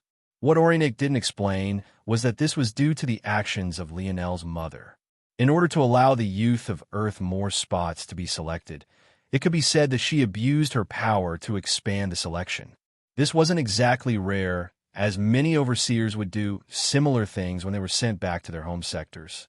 Due to this, the Void Palace usually had a policy of sending over those who could be unbiased. Because of these factors, Alienor wasn't meant to return. But due to the interference of Lionel's father and a series of events not many were aware of, the Void Palace ended up making yet another exception. In truth, the Void Palace wasn't too worried about this at all, because, visit. For the best no-understanding experience, there will be no absolute fairness. If you cannot make it through these rounds and rise to the top in just this sector, you would have never stood a chance upon reaching the Void Palace. Don't think me out to be cruel. If anything, we are saving your lives. The selection that takes place here could never match up to even a tenth of the difficulty in the Void Palace's true selection. If you can't prove yourself here, you would never be able to do so there. Orionik's words were strict and allow no room for rebuttal. In any sort of crude tournament format, expecting fairness was impossible. Even in the case that the organizers knew every single little detail about the participants and could organize the perfect tournament brackets, there would still be a few who ended up with a raw deal, let alone the fact that the people of Void Palace had no way of knowing all these secrets. If you could perfectly predict everything, what would be the point in the selection to begin with? You might as well just pick out your favorites and get it over with. Orinik was wizened enough to know the hearts of people and how they could complain about such things, so he laid the cards out on the table immediately. He wouldn't allow the organization of this selection to go awry. With these formalities out of the way, we can begin with the rules. As I mentioned before, the selection will be divided into 3 days with ample rest between these stages. We will provide adequate medical attention during these rest days, but during a tournament day, you can only rely on yourself. The latest open courses are on the website. This means there will be a ban on all extracurricular supplements. The only thing you can rely on is your own force and force replenishment ability. Those found violating this rule will be disqualified immediately. Orinik didn't explain how he would monitor such a thing when there were so many participants, not to mention countless elders with a vested interest in their juniors succeeding, but no one doubted his confident expression. If the Void Palace couldn't accomplish at least this much, they would be far too incompetent. The first day will be a group stage. The second day will be a round robin. The third day will be a special day, which has an undecided format as of now. As I've already stated, this is just the beginning. Whether you will truly become the students of the Void Palace will be decided on how you perform when you reach those tall gates. However, there is still something that you can fight for here. There are an unlimited number of nominal disciple positions. Whether you can claim one will depend on your performance. Those eliminated in the first day will have no chance. However, those who can make it into the second day can consider themselves to be on a short list of potential entries. Above the nominal disciple position, there are 3 gold tokens up for grabs. These gold tokens, when exchanged at the Void Palace, allow you a chance to directly challenge to become a galaxy-ranked disciple upon entry. Of course, reaching the location to do so is not so easy, but this is a matter you will learn about in the future. The latest courses are on the website. Finally, there's the Amethyst token. In this selection, there will only be one. However, just like the nominal disciple position and the gold tokens, this Amethyst token also isn't guaranteed to be given out. Orinik allowed his words to drift into the air. He wanted those here to know that there was no guarantee that any of them would be selected. There is a very real possibility that even after all 3 days, not a single token would be given out and not a single disciple would be chosen. The Amethyst token is a special token reserved for a special level of talent. Across the human domain, in a given selection cycle, no more than 2 or 3 has ever been given out at the same time. In fact, in most years, not a single Amethyst token would be awarded. The Amethyst token represents the undefeated. To earn this token, not only must you display dominance, you cannot lose. This token represents the number 1 genius of a sector, an undisputed ruler amongst their peers. Having this Amethyst token, much like having the gold token, allows you to challenge for a higher disciple rank. But while the gold token caps you at the galaxy rank, the Amethyst token has no such cap. Whatever you accomplish will be solely up to you.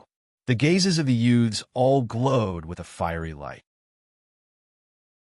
Just how many of them wanted to claim such a glory, to be undefeated and become the undisputed head of their generation? Visit. For a better user experience, fire burned in their chests, and a blaze lit in their eyes. This glory, they would give their everything to strive for it. More coming, smiley face.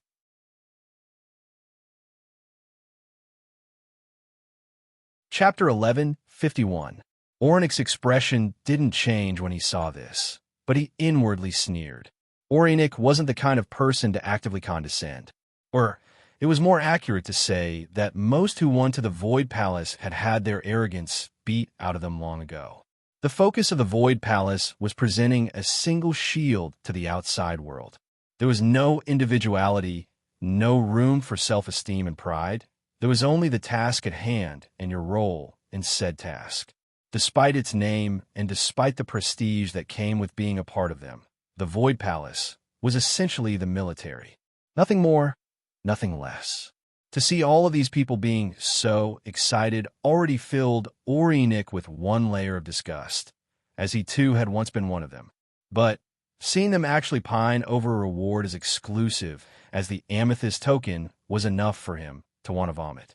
Did they have any idea what kind of monsters had the right to grasp such a token? Even if you really did defeat everyone in your sector, if your competition was too weak, the Overseer would never grant you such a badge. What good was it in being the best out of a group of trash? This was a six-dimensional sector, and they actually thought they were worthy of such a thing? Was this a joke? Despite his feelings, Orinik remained silent. His force surged, and he waved a hand. At that moment, an enormous billboard formed of motes of light appeared in the skies. It was entirely blank, but what was fascinating about it was that no matter what angle you looked at it from, it would feel as though it was matching your gaze dead on. The latest _Corsodies are on website. Lionel's eyes lit up when he saw it. It was yet another fantastic application of force arts, and it left him fascinated once again. These days, he seemed to be finding crafting and the underlying force art mechanisms of it more and more amazing. Those who will be participating, send out a strand of your force toward this construct. If you cannot do at least this much, Orinik didn't bother to finish his words this time. He had used this line of reasoning numerous times already. He was sure that those present understood that he wouldn't be here to listen to their complaints and nonsense. Lionel's brow raised. Controlling force outside of yourself, or at least projecting your internal force outward, could quickly become very difficult. The billboard might have seemed close, but in order for it to be so large and yet appear in everyone's vision so clearly, it had to be at least a few hundred meters in the air.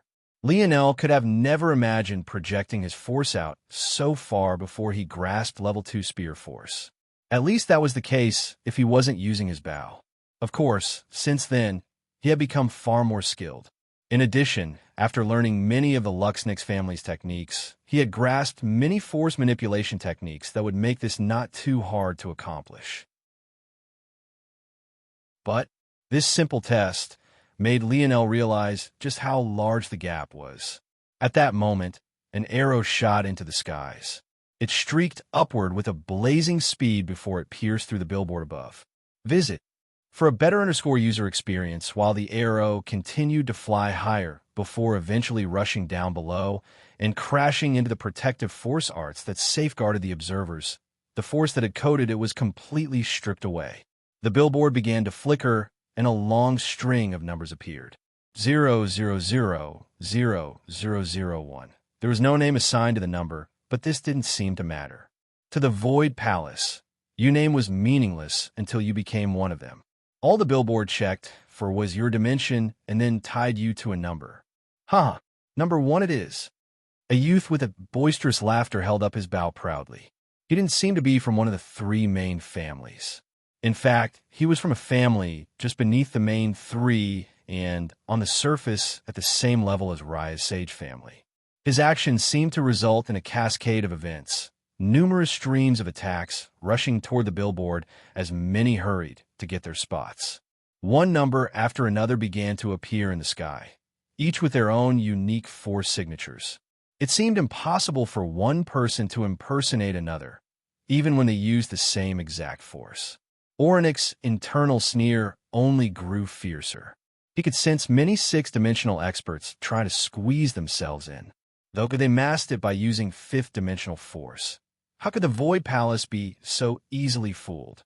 By now, dozens had tried, but each time, the billboard treated them like they were thin air. Visit. For a better user experience, however, Ganner didn't have such patience. At that moment, a sweeping pressure suffocated the arena. Ganner, who had been lazily reclining on a throne-like chair on the ground floor of the arena, suddenly allowed his eyes to snap open. His palm reached out in a certain direction, and the shrill scream of a middle-aged man pierced through the ambience of the arena. Before this middle-aged man could react or even fight back, they found their neck firmly grasped by Ganner's hand. And no, I'm sorry. The middle-aged man could barely squeeze out those words, but the moment they did, Ganner clamped down. Many of those spectating had never seen something so horrible. A gushing rush of blood shot up from the middle-aged man's neck, his eyes popping out and his face doubling in size before his head imploded.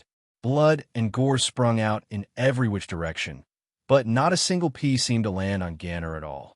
The latest enchanting are on the website.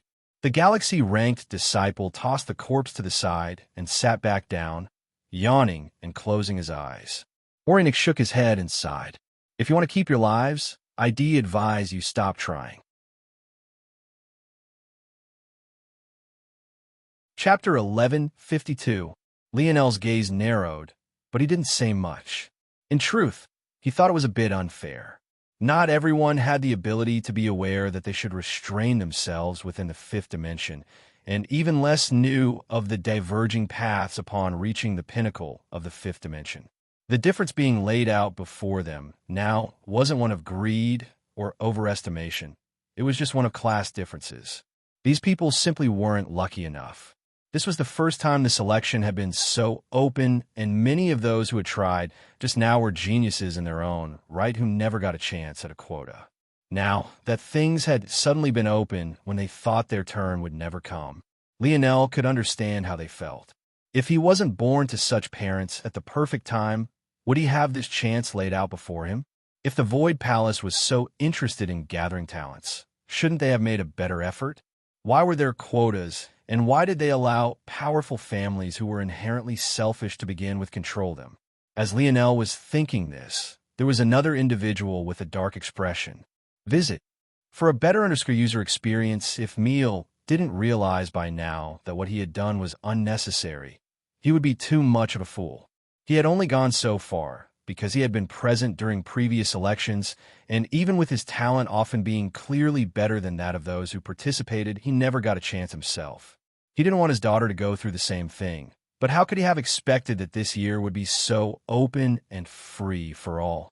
Despite his fury, Meal's expression gave nothing away. He didn't cast any enraged glances, nor did he lose his cool. With things being this way, it was even better for Aina. Even if she would take on a small stain, so long as she performed, there would be nothing the Viola family could do to her. At the same time, Meal marked this memory in his heart. It wasn't easy for everyone of Earth to complete this task. Some even required a few pointers from Roja before they managed to succeed. Lionel could tell that this had taken a toll on many of them. They had been so eager previously, but seeing how thousands had accomplished something they all struggle mightily with, whatever eagerness they had had was tempered down dramatically. The latest _Corsodies are on the website. They suddenly felt that the odds of them making it to the second day had gone down significantly. This sort of competition, maybe it was too soon for them. Didn't it take decades for many to make it through the fifth dimension? They had just entered. Maybe they were in over their heads. Lionel fell silent as he felt the shift in the atmosphere. As a leader, there was a lot of things he could do, but giving people confidence they didn't or shouldn't have wasn't one of them. Something like self-belief had to be earned and trained. Often, those who had it without putting in such effort were simply overestimating themselves. A lot of things had gone too smoothly for the people of Earth. Compared to the people of the Milky Way, their talent was so much greater that how strong their foundations were never really mattered. And even when the people of other galaxies invaded, much of the brunt of the work was honestly handled by Lionel, Noah, and the other preeminent talents. Being faced with the reality now hit them all hard. Even Lionel's own brothers hadn't found the task easy to complete.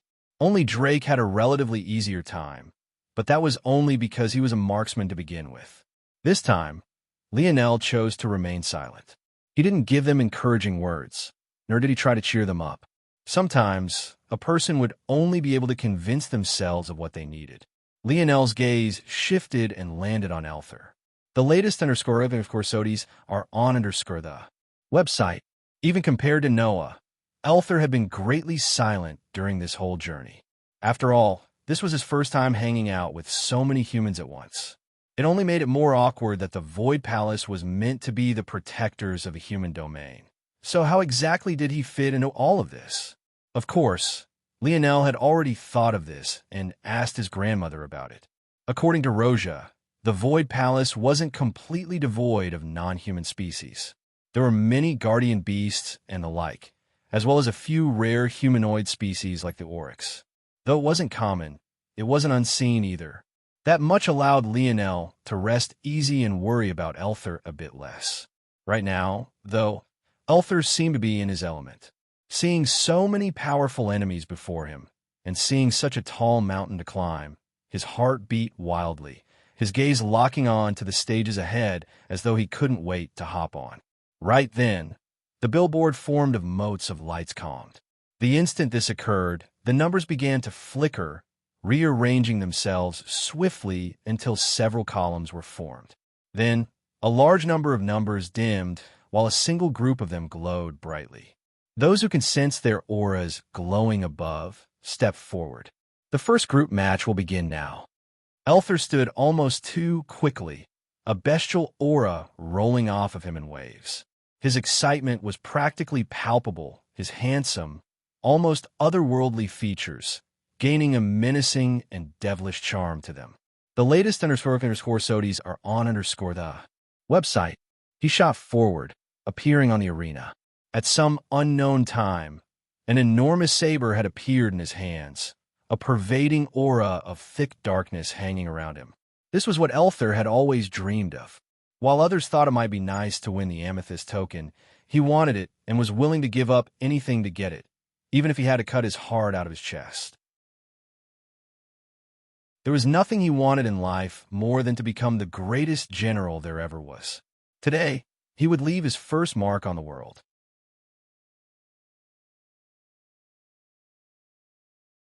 Chapter 11:53.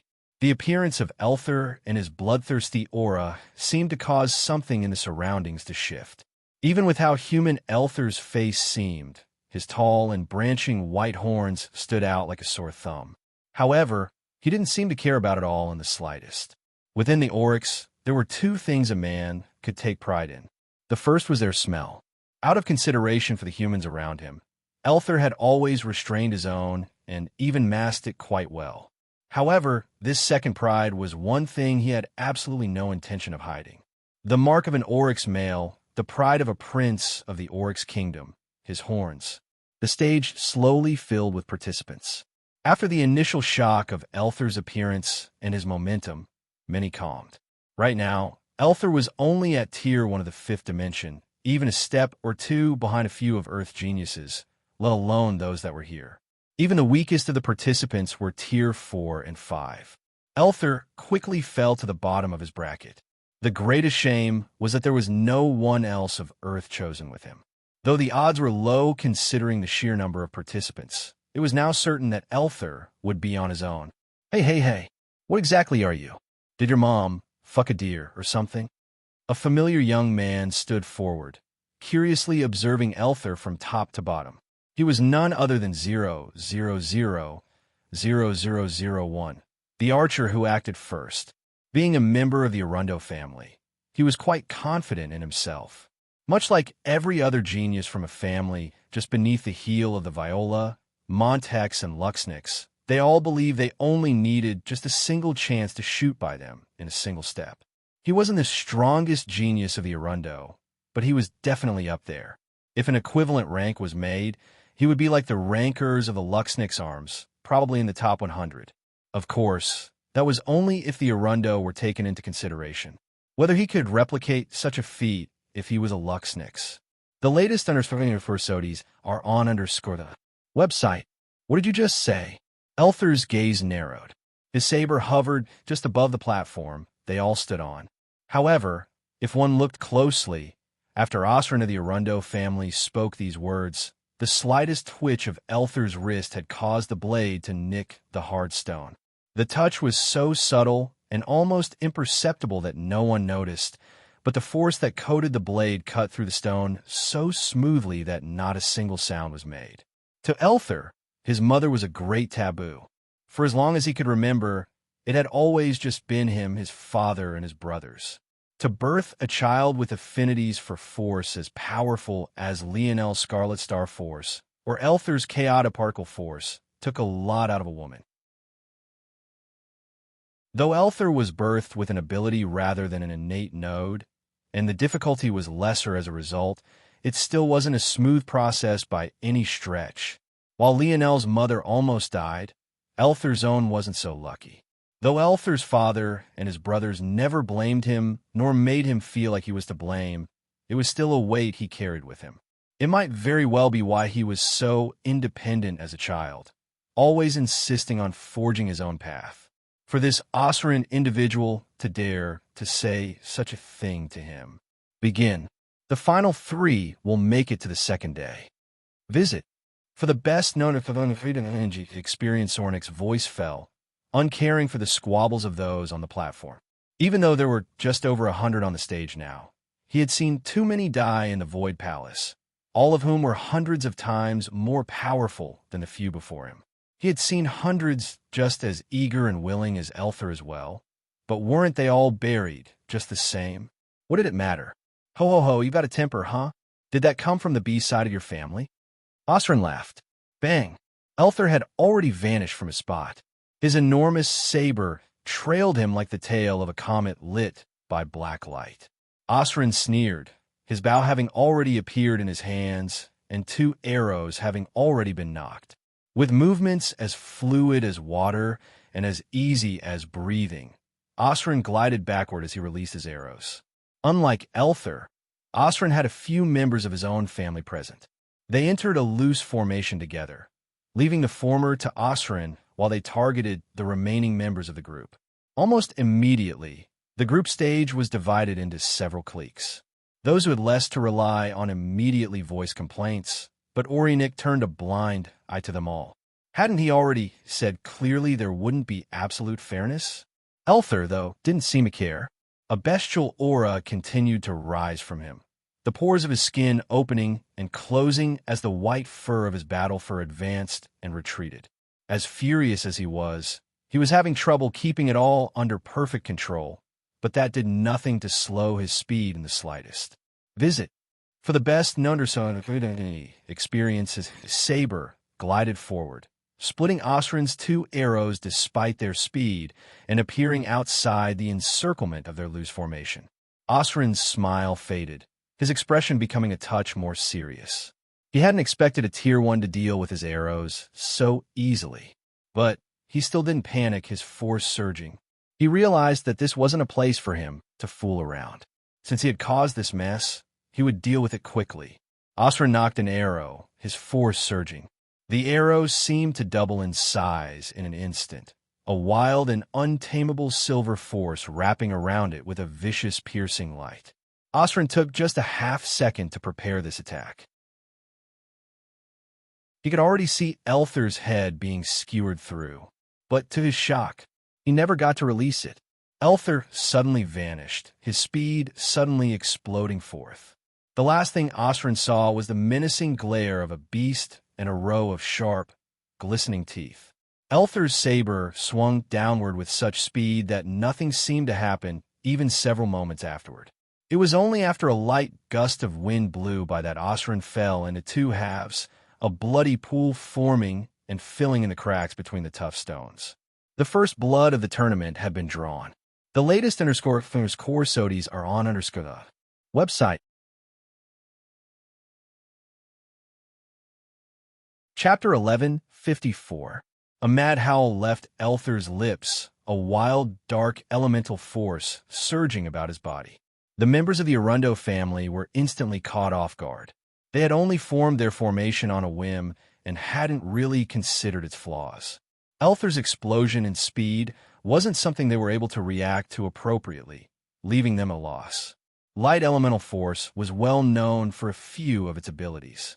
Its speed, its piercing ability, or its ability to solidify and concentrate, and its healing ability. Though these things could vary depending on the exact type in question, these were general abilities all light elemental forces seemed to share. Dark elemental force, however, was different. It was known for its concealment ability, its heaviness, its looseness and gaseous-like form, and for lack of a better term, its cursing ability. If these things were to be summarized, it would be that light elemental force was good at giving something of itself, while dark elemental force was good at taking for itself. In that moment, while it felt like Elther's speed had increased explosively, what had actually happened was that everyone around him had slowed down. The same had even happened with Osrin's arrows, but the effect was so perfectly timed that even Osrin himself didn't seem to have noticed the change. The shock of the Arundo immediately shifted to fury. They might have been second to the three main families, but that didn't change their view of themselves. To the rest of this sector, they were still noble and esteemed. To have one of their own killed before them like this was a great humiliation. Unfortunately, their rage didn't seem to move the needle one way or another. As for why, that was because Elther hadn't finished venting either. Visit. For the best experience, blood flowed down the stage, a singular young man standing at the center. Elther's white hair seemed particularly blinding amidst all the crimson, his breathing moving with a labored rhythm. Though 3 had been meant to pass on to the next round, the actual number seemed to just be 1. Orinik didn't seem too fazed by this result. He would just give the spot to the last 2 to be cut down, if they could survive, that is. As for the rest of it had nothing to do with him. There was a furious sort of atmosphere permeating around the arena. Though Elther hadn't killed everyone in his group, there were quite a number that had been cut down, never to rise up again. While a few that had lost out fled the stage, many more would never see another sunrise. Did Elther feel bad? Not all. To him, this was no different from a battlefield. If you didn't have the resolve to die, then don't step foot upon this place. Elther had been on many battlefields in his life. Compared to these noble young men and women who lived lives of mostly leisure, he had a different sort of edge to him. That edge was what allowed him to see the air of a veteran of war hanging around Orinik. Maybe even faster than Lionel had. Elther realized that this wasn't a joking matter, nor would making it into the Void Palace be all sunshine and rainbows. From here on out, they would wade through a sea of corpses. If those here couldn't clear this trial, they would still find themselves dead eventually. Elther slowly walked off the stage, his gait quite slow and his face a bit pale. Though he had won, he was still only Tier 1, and for the sake of the second day ahead, he had refrained from using his trump cards, making things even more difficult on him. Visit. For a better user experience, a cascade of boos suddenly began to fall from the crowd above. Seeing Elther win wasn't just something the Arundo family didn't want. As humans, they disliked the idea of someone of another race taking such a resounding victory against them.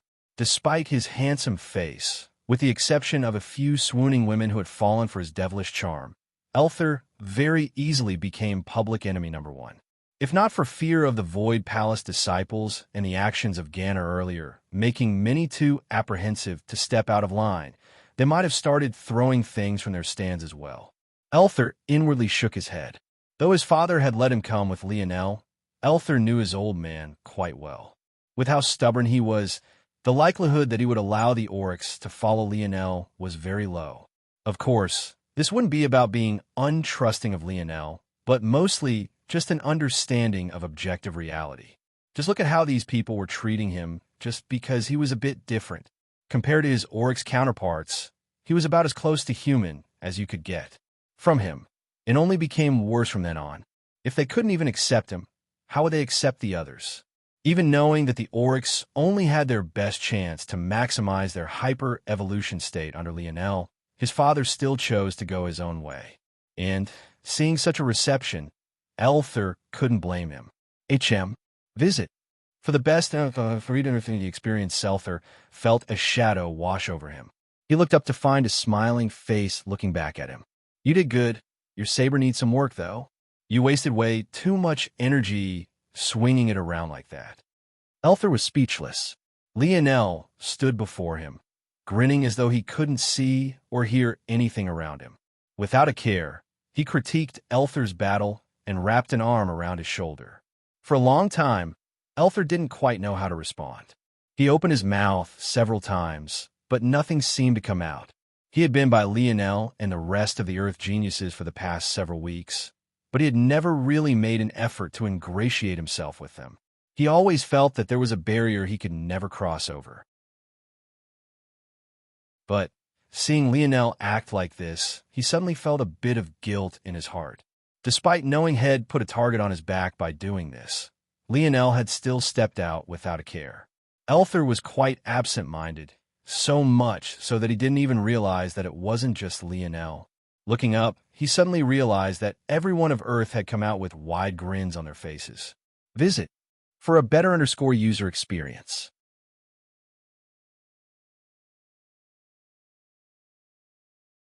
Chapter 1155. Who are these people? Within the Arundo family, a young man with a dark expression sat, staring out toward the heart-warming meeting between Elther and the other geniuses of Earth. Of course, in the perspective of others, this was anything but a wholesome moment. He would have liked nothing more than to put an arrow between their brows. Osrin wasn't a person he knew personally. In fact, on a normal day, Osrin wouldn't even be worthy of carrying his shoes. However, in this sort of situation, things were very different. Every action made by a member of the Arundo family, especially when the person was as high profile as Osrin to begin with, was a potential boon or blight on their reputation. To a high-level family, reputation was very important. Though it wasn't exaggerated as a saying like perception was reality, it wasn't very far off. When a family grew as large as the Arundo, they actually entered quite a precarious state. They had so much territory to govern, rule, and, most importantly, protect. In such a situation, their soft skills became far more important than how large their fists were. Even the Luxnick's family experienced such a thing, or else they wouldn't have gone into such a state of hibernation for 3 generations. To make a complicated matter simple, the stronger your front as a family, the more battles you could avoid because those far weaker than you would know not to waste your time. Visit for a better user experience as an example. Take the Arundo's territory. They might very well have dozens of much smaller families surrounding them. Under normal circumstances, due to the prestige the Arundo family had built up, these lesser families would never deign to attack them. The reality was that even if these families did all attack at once, the Arundo would still be able to deal with them. But such a thing would result in the Arundo stalling their growth phase and wasting resources. The sturdier front a family put up, the less they would have to deal with such things. It was in the same way a chess grandmaster would know to resign when a game reached a certain point because they had trust that their opponent would be able to close out the game properly. If the prestige of the Arundo family took a hit, though, and people began to believe they lacked the skill to close out the game, it would begin to breed trouble. The operative word was deterrence. Only with strong enough deterrence could a family occupy large amounts of territory while withstanding the least amount of pressure. Of course, the youth who spoke was one of the Arundo family's 2 candidates for their crown heir position, Isaac. Much like the others of the Arundo, he too was a bowman, and, unsurprisingly, he felt that his performance in these selections would decide whether he became the crown heir or not. We don't know who they are, but there are some rumors. Visit for a better user experience. Another youth of the Arundo family rubbed his nose. He had quite a mischievous streak between his eyes, as he seemed amused that Isaac wasn't as well informed as he was. Of course, the only person who dared to do this was I6's rival for crown heir, Isaac. Stop beating around the bush. This matter involves us both. I don't know about you, but I have no intention of inheriting a laughingstock of a family. Isaac snorted, clearly not enjoying his distant cousin's lack of a sense of humor. It had always been this way. Isaac was the more social of the two, and though he was slightly less powerful, he had the far better social network. On the other hand, Isaac was the stronger one, something Isaac accepted, but he lacked the skills a patriarch should have. He didn't know how to speak to people or manage people. He didn't even know about something so important happening. This said, the relationship between the two wasn't so bad. Not every crown heir duo or trio was at each other's throats like Richard and Gradier had been. Though that was also because Isaac was quite easygoing while Isaac was quite simple-minded. Still, Isaac was right on this one. They were indeed a united front on this matter. There was news that came a few days ago that there was a huge commotion that went down at the Luxnix estate. There were even reports that a pillar of light was viewable from outer space. There's been a muddying of the details, but it seems to all revolve around one name, Lionel Morales. Visit. For a better user experience, huh? Isaac didn't seem to understand. Isaac rolled his eyes. Lionel Morales, the name of the boy the Luxnix had stricken from their family records. There were even rumors resurfacing about him in the last few months. I thought it was just some political scheme to deal with the Luxnix, but it seems there were rumors because he's back. Isaac's gaze narrowed. What is that supposed to mean? We can't get revenge because he's a Luxnix? Isaac was at a loss for words. Wasn't that head of yours? Didn't I just say his name was stricken from the records and that there was a huge commotion caused at the family? And didn't you see that the Luxnix arrived, but he wasn't among them? I'm thinking that they only got such good seating arrangements because of that granny over there. It seems his grandmother was one of the Luxnix family elders before they broke off from the family. So he's free game. In fact, they're all free game. The light in both potential heirs' eyes lit up, murderous intent pervading from them. They might have been two opposing individuals, but they stood on the same side when it came to what they wanted for their Arundo family. At that moment, the billboard of motes of light had already shifted once more. Those that had failed had their names completely erased, while a new set of individuals was highlighted. The latest open Corsodis are on the website. It seems like it's my turn. Alina nervously stood, walking toward the arena under the encouragement of the other people of the moon.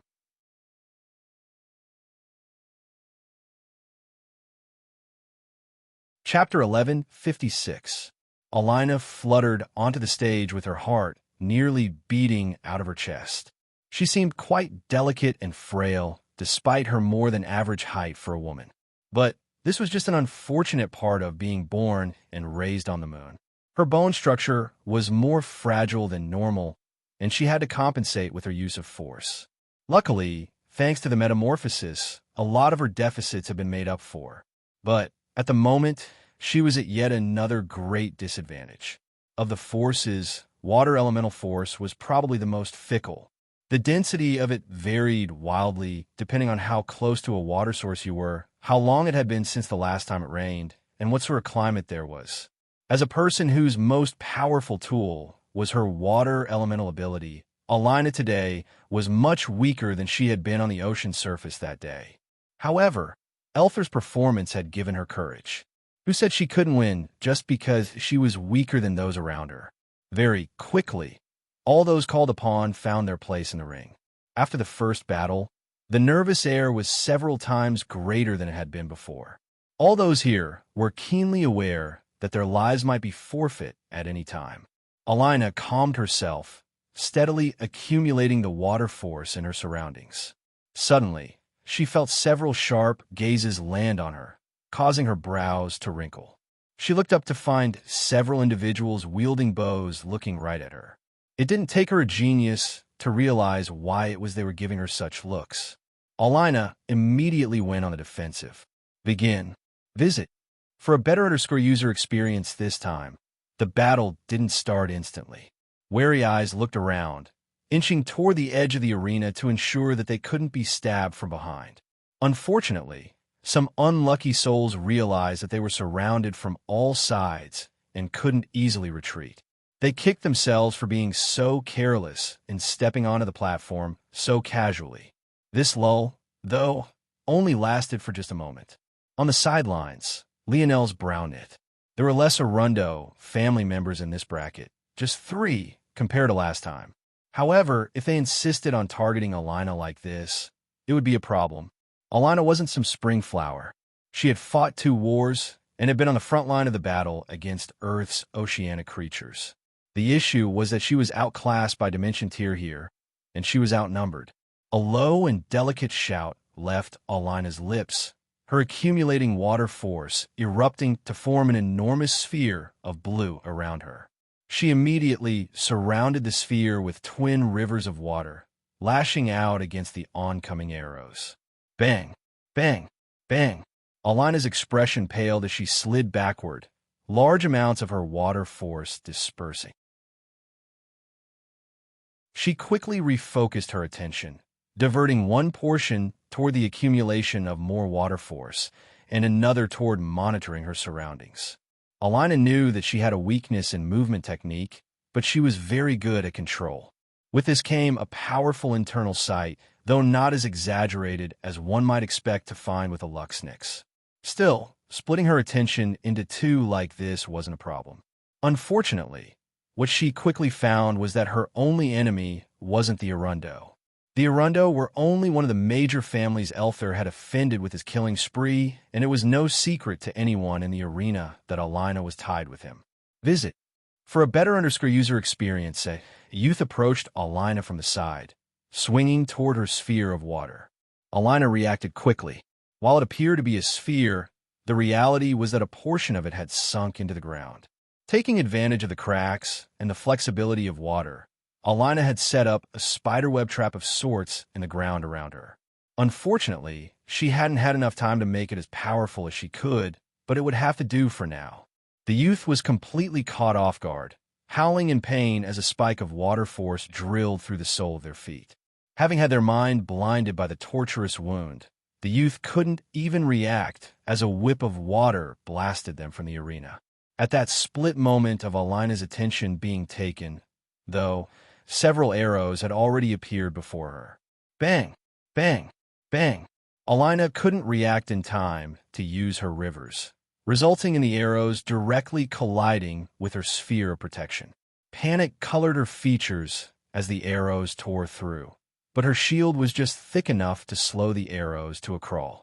They fell to the ground with dull clangs. However, Alina had been completely shaken. Of the 3 arrows, one had been aimed right for her forehead, another had been aimed right for her heart, and the last had been aimed right at her womb. Visit. For a better user experience, each was more sinister than the last, and it made her feel that her life had been sucked dry. By the time she realized her shield had been just barely enough to block them, and she snapped out of it, she was horrified to find that several more attacks were coming her way. Another attack came from her left, this time wielding a glaive. Her right side, which she had just cleared, had already been filled by yet another. And right down her middle, a chorus of 3 more arrows sliced forward, right toward the holes in her water sphere that had yet to heal. Finish? Alina was at a loss for words. She had hardly been able to fight the battle she wanted to fight.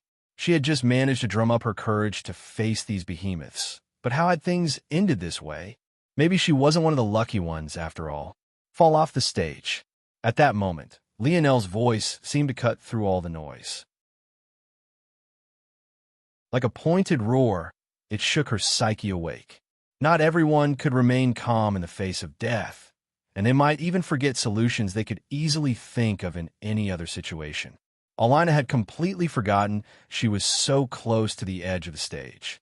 But by the time she registered Lionel's words, it was too late. Even if she fell back now, those arrows wouldn't be stopped. They would still strike true. There was no way to survive this. Damn it. The latest _SODIs are on the website. If Alina could see through this in her flustered state, how could Lionel not? When he yelled out, he had already moved. However, it was then another booming voice descended. You dare! Ornik's voice cast a shadow over the arena.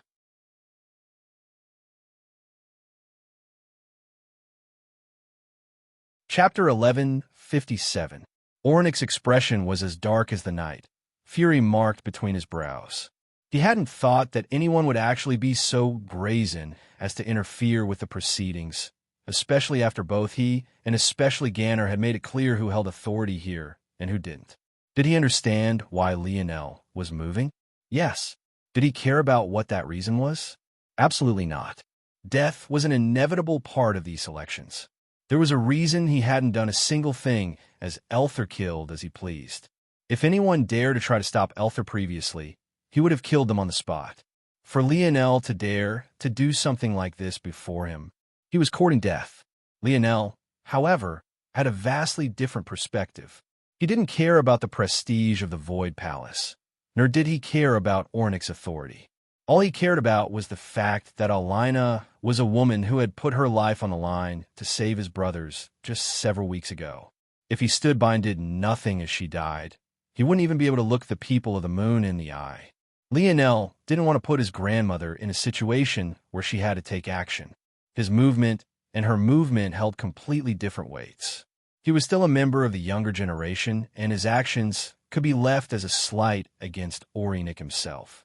However, if his grandmother made a move, it wouldn't be a matter of youths any longer. It would be a slap to the face of the Void Palace itself. Among the geniuses of Earth, Lionel knew that he was the only one with the speed to make it. So, he took it upon himself. However, the moment Ornyx spoke, an oppressive aura fell like a hammer. It crashed against Lionel's head and threatened to bury him into the earth. The difference in this aura from what Lionel had experienced before in the past was like night and day. Even Sparking Star Order had no ability to match it.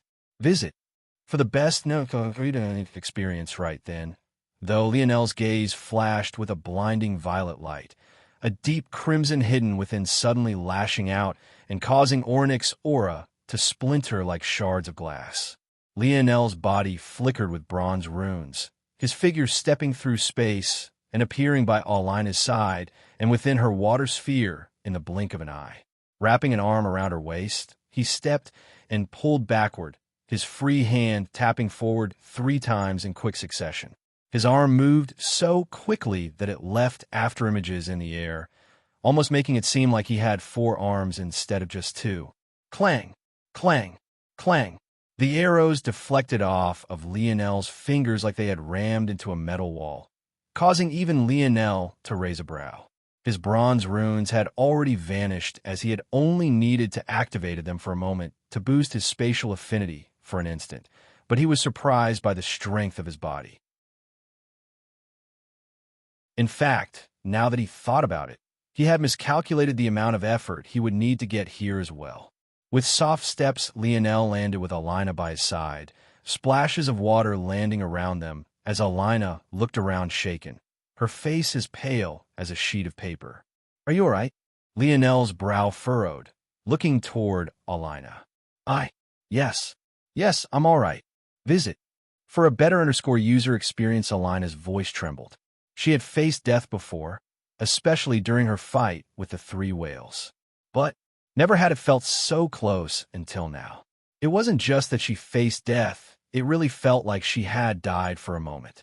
The entire arena seemed to freeze over as Ornyx's gaze locked onto Lionel. The battle on the stage came to a grinding halt, no one certain of what to do any longer. At that moment, a torrent of boos rang down from the crowd above.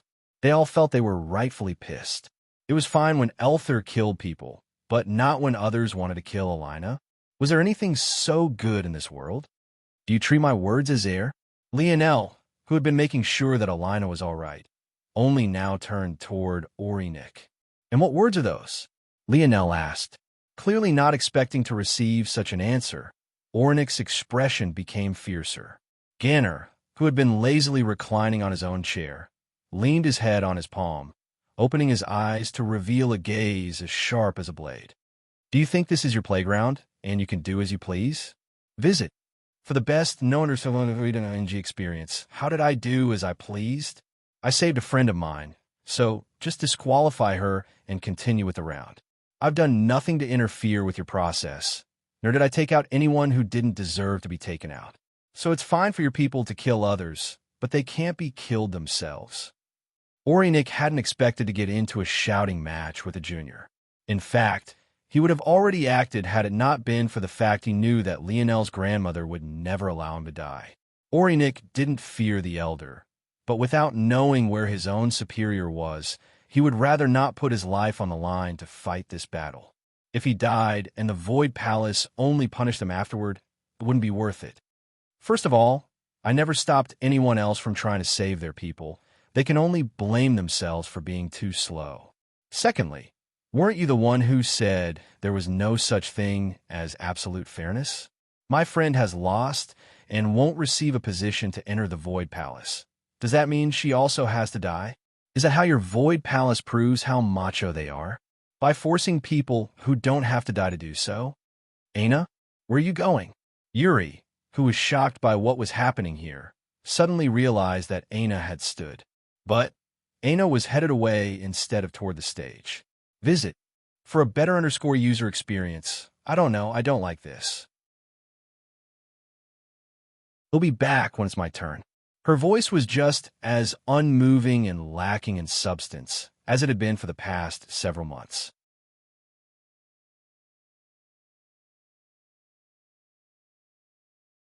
Chapter 1158. Yuri and Savon looked toward one another. The stress between their brows was almost too obvious for all to see. It felt like they were a pair of mothers trying to care for their child. But the problem was that this child had the strength to flatten a mountain with a single stomp of her feet. Was it jealousy? Maybe it was a bit of that. But from what Yuri and Savon understood about the situation, it was very likely that Aina was seeing something beyond that, something that she simply hated to see. Once again, Lionel was putting himself at risk for the sake of saving someone else. How many times had she already seen something like this? The trouble here, though, was the fact that they weren't sure what this meant for Aina's personality. Was it returning? Or was it a childlike temper tantrum triggered by something unknown? It was simply too hard to tell, and this wasn't exactly a situation where they would be able to tell either. The two worriedly looked toward Lionel. Even if it wasn't for Aina, they wouldn't want to see Lionel die here. But if he really did die, who knew how it would affect Aina? Hearing the clear taunt in Lionel's words, Ornik's fury was at risk of tipping completely over. Leave it be. The sudden voice was like trickling rainwater, delicate and echoing. It was soothing to an almost impossible degree, and yet it washed over the arena with a momentum that made many freeze.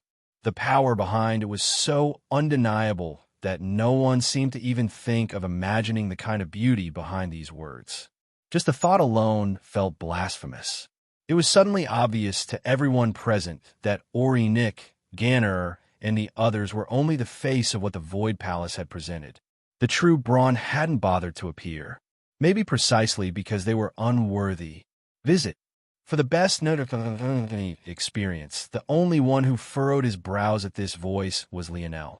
There was something odd and artificial about it. Though the voice sounded beautiful, he was of the opinion that it would sound even better if it wasn't so strained. Of course, he had no idea that his mother had changed the pitch of her voice slightly in the off chance that Lionel would recognize it. It seemed that she was right to be so cautious. Maybe only Lionel would be sharp enough to parse apart the difference. Lionel recovered quite quickly and nodded in thanks to seemingly empty air. Only after this did he lead Alina away and allow the rest of the second round to continue. Quite expectedly, no one dared to replicate what Lionel had done. The voice of the woman was like an imprint on their soul. She might have forgiven such a thing once, but who was to say that she would do so again? You didn't manage to stop him? Ganner looked toward Nick, who had returned to their seating arrangements. The truth was that if Nick had been standing near the stage, Lionel would have never been able to save Alina, at least not in time. However, because he hadn't seen much of a point in forcing himself to stand for the entirety of this day, he chose to return and sit, allowing the billboard to handle everything else. Unfortunately, this put him on the opposite side of the arena to where Lionel had come from, so he could only use his aura. He had thought it would be enough, but he couldn't have possibly expected that Lionel would be able to ignore it. Ornik's expression darkened, but he didn't give an answer. Ganner's lazy gaze had likewise become quite sharp. Despite his usual demeanor, he took his role in the Void Palace quite seriously as well. If not for their overseers saying something, they would have acted as well. It won't happen again. I didn't expect someone to actually be so brazen. Next time, I will attack directly. Visit. For a better user experience, Ornik had wanted to disqualify Lionel and strip him of the right to participate. But after their overseer spoke, he would be looking down on her if he continued to pursue the matter. However, He would remember this. Why do you look so down? Lionel smiled. He patted Alina on the head, but she continued to look down at the ground. Unshed tears threatened to spill over. If she wasn't scared about being an even greater burden by crying, maybe she would have already failed to hold them back. Lionel sighed. We can't win everything. Even though you failed this time, won't there be a next time? Alina's shoulders trembled. She looked up to find Lionel's kind smile. Next time, of course, Lionel reassured. Isn't the only requirement that you be below the sixth dimension? Right now, you're only at tier 2. Between now and the next cycle, how much will you grow? By then, who will be able to stop you? Hearing such words, Alina suddenly felt a lot better. She didn't want to be left behind by everyone else. Which of them here didn't have their own personal battle to fight? Her small hands closed into fists. 2 single streaks of tears fell down her cheeks as she forced a smile. Visit. For the best known scholar freedom of NG experience. Yes, next time, she said resolutely.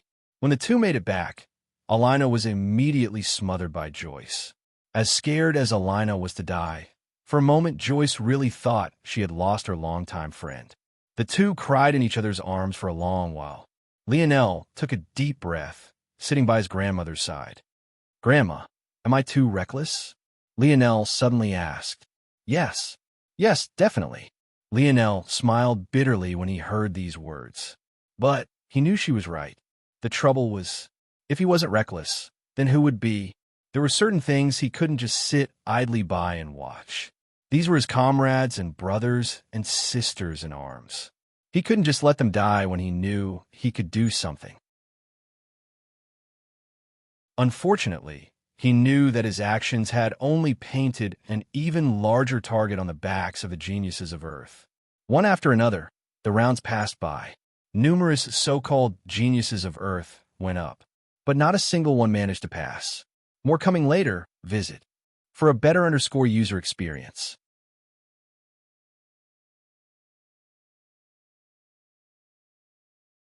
Chapter 1159. Lionel sat in silence as he watched his friends lose one after another, realizing that he was quite helpless to do anything about it. In truth, he blamed himself. He spent so long away from all of them that he never truly helped them to grow like he should have. He buried his head away, chasing a woman he couldn't even explain his attraction to, and leaving them to fend against the dimensional verse on their own. He spoke of helping people, but he couldn't even properly help those closest to him. In fact, he had only made things harder on them. The mountain they would have had to climb to earn a spot to enter the Void Palace was tall to begin with. But now with this target painted onto their backs, and their number disparity, an improbable cause had instantly become an impossible one. There was not the slightest hint of remorse. Without fail, the geniuses of Earth were the first to be cut down every time. If not for Lionel wising up and giving them some protection before they went up, it was likely that each one would have died. Lionel's brothers didn't fare any better than the rest. They, too, found themselves on the losing end of their battles. Fuck! Franco kicked his chair over. It flew out with such speed that it shattered into its splinters the instant it hit a wall. But that didn't seem to make him feel any better. Visit. For a better user experience, losing wasn't something Lionel and his brothers were used to. They had been a team for so long and could count on 2 hands the number of games they had lost in that more than decade span. Yet, each one of them, no matter how far apart they were, hit just as bad. There was a heavy silence, a fury, a subtle feeling of inadequacy. All the confidence Elther had helped them build up deflated like a balloon. A gloominess that Lionel didn't know how to fix took hold, but with it came an underlying determination. Lionel knew well how his brothers responded to adversity. Giving them words of encouragement now would only undermine and insult them. He was certain that this sort of humiliation wasn't something that would happen again, at least not for a very long time. The billboard flickered once more, and this time, Noah stood, his gaze having long since turned from indifferent to cold. His gaze shifted over and met Lionel's. Though the two didn't exchange any words, their meaning was already clear. Noah's crystalline blue saber appeared long before he made it to the stage. His steps were even and measured while the sun seemed to dance off the edge of his blade. Every reflective light seemed to make those that saw it reflexively recoil, worried that one of these sharp rays might slice their neck clean off. Among those that had failed already, Jessica was among them. Her beast-taming ability was useless against these enemies as her pets were simply too weak and hadn't grown. On top of that, the wilderness of planet Luxnix was far too dangerous for even Lionel to travel through casually, let alone her. Visit. For the best noticeable experience without a choice, she chose to not even summon her partners, resulting in her losing even faster than the others before her had. Though she returned gracefully and unwounded, without the same gloominess the others seemed to display. Every time Noah sent a glance toward her, he only seemed to become more infuriated. Jessica wasn't weak, nor were her beast partners. The reason she didn't dare to summon them was because she knew well that she would be ganged up on. It simply wasn't worth risking the help of her pets, just to lose anyway. For as long as Noah could remember, Jessica had always followed by his side, a silent help and a right-hand woman that was simply irreplaceable. He had long since learned how to read the different shades of her placid expression.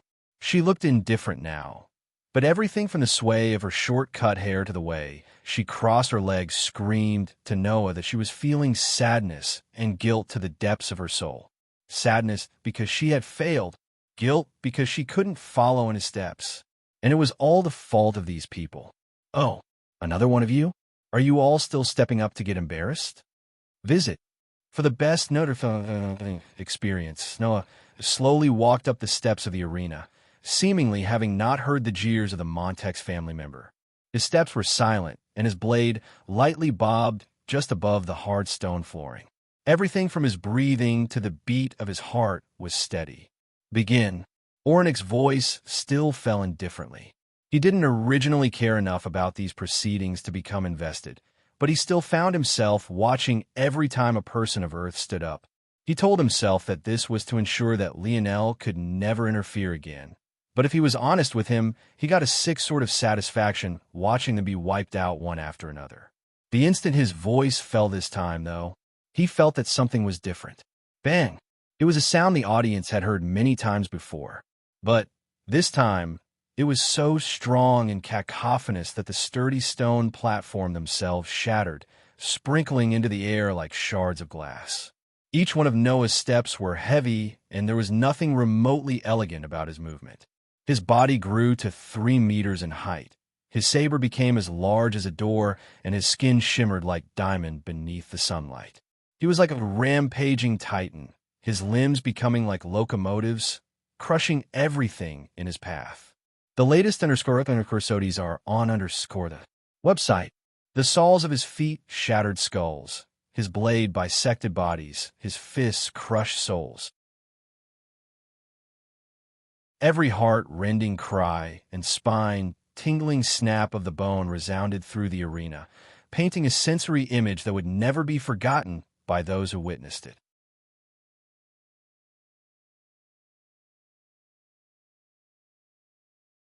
Chapter 1160. Noah heavily stepped off of the stage, his body drenched in blood from head to toe, none of which was his own. The arena couldn't help but be silent outside of his heavy step. When Noah returned, Roja stood with a doting expression on her face. She couldn't help but start wiping Noah off. Seeing how nonchalantly his grandmother was treating so much blood, Lionel suddenly got the feeling that maybe his family wasn't so normal. The dichotomy of sweet, old grandmother, helping her grandson wipe down the lifeblood of his murder victims. Just what kind of world was he in right now? Lionel's lip curled into a smile. Though the gloominess hadn't vanished, he could feel that Noah had vented much of their frustration. There was only so much that Lionel could do himself. At some point, them witnessing his own success wouldn't move the needle anymore. However, seeing someone else do it, it gave them more courage to believe that they could do the same. Though the geniuses of Earth continued to lose after this, and even more miserably at that, because Noah had re-energized their enemies, they still returned with their heads held high and a fire lit within their gaze. None of these people knew that the Lionel and his friends had only just experienced their metamorphosis not even half a decade ago. To have already reached such a stage in a short period of time was something to be proud of. And there'd come a day where they wouldn't have to show pride in their defeat, but could instead do so in their victory. The events of the day continued to wane. Of the people of Earth, most had already gone up and lost, unfortunately falling short. The latest and further corsodies are on the website. However, there were some success stories nonetheless. Carolus, the preeminent genius of the moon, and a young man Lionel knew for his exceptionally high spatial affinity, managed to become the third person of Earth to claim their spot for the second day. His ability was devastating, and one couldn't even approach him without fearing for their lives. Despite the fervor Noah had reignited, he still managed to weather the storm and claim his place. The next success story was more so of luck than of skill, but it was one that Lionel happily accepted nonetheless. Milan and Arnold were lucky enough to get drawn into the same group. Working together, Milan's defensive energy shield ability and Arnold's explosive palm ability, not to mention the latter's grasp of universal force, was the perfect tandem. What Lionel didn't notice was that Ornik's pupils had constricted into pinholes when he saw Arnold's use of universal force. It had to be remembered that originally, Arnold followed the same path of comprehending universal force as everyone else. He fused it with his palm force and made it one-dimensional. However, after his meeting with Lionel and the others, Lionel pointed him toward the more complete path of universal force after seeing his talent in it. Now, Arnold walked the same path of universal force that Lionel did. It was just that neither of them seemed to realize just how impossibly rare this path was, but Orinik, Ganner, and the other envoys of the Void Palace most certainly did. In fact, they had all but decided who would get the golden token after seeing this display visit. For a better user experience time continued to speed by. Unfortunately, outside of Elther, Noah, Carolus, Milan, and Arnold, no others made it. Compared to the accumulating numbers of the other families, it was quite pitiful. However, it wasn't terrible either. Finally, after dozens of rounds and thousands of participants, Lionel felt a subtle connection call out to him as the billboard flickered. Oh! Lionel looked up, finding the number he had claimed for himself shimmering brightly. It seems like it was finally his turn. With a light push off his chair, Lionel stood and stretched, his bones cracking. His mind and body both felt quite alert. After sleeping for over a month, he felt more energized now than he had in a long time. Almost the instant Lionel rose, many eyes fell onto him. It wasn't exaggeration to say that ever since that incident of a few hours ago, many had been waiting for Lionel's turn. The skill he had displayed in that short time frame wasn't small, but it was still difficult for many to get a read on exactly what his limits were. This was mostly because by the time people realized that someone actually had the audacity to move against the wishes of the Void Palace envoys, Lionel was already more than halfway there. It was hard to tell if he was just that fast, or if he had just reacted long before anyone else had. But now, all those questions would be answered. The people of Earth had been being targeted by proxy only because they couldn't get at Lionel. But now that he was here, Lionel's steps were a lot lighter than Noah's despite the both of them being extremely heavy. He landed softly, his bare feet feeling the cool surface of the hard stone. Visit. For a better user experience comparatively speaking, Lionel was very casually dressed. He didn't have a weapon in hand, nor did he wear any armor. He wore a loose-fitting pair of sweatpants and a long-sleeved shirt that waved about in the wind, pulling against the toned silhouette of his torso. It was the kind of nonchalance that made those around him either furrow their brows or sneer. At that moment, the final contestant stepped forward, a curious glint in his eye. This young man was none other than Isaac, and his bow was already in hand. His piercing gaze landed on Lionel. As though a hawk, he scanned him up and down, the rest of his internal sight focused on his surroundings. This matter couldn't have been more perfect. Lionel and his people had slighted the Arundo. If Isaac defeated him, he would take a leg up on that distant cousin of his. But he was still a cautious person. One scheme after another began to play in his mind. Isaac thought he was clever and calculated, but Lionel's mind was so clear at the moment that he could even count the steps of every insect within a kilometer radius right this moment. Such obvious glances weren't something he would miss. A bow? I don't think I need to use one here, though. Lionel thought to himself. Why don't we test out a few things instead? Lionel stood in the dead center of the arena, seemingly oblivious to the danger of his position. Begin. Visit. For a better user experience.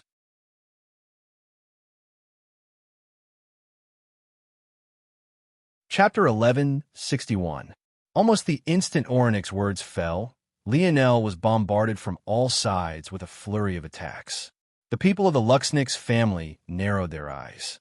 Too many of them hadn't seen Lionel fight previously, and many only caught the tail end of what had happened.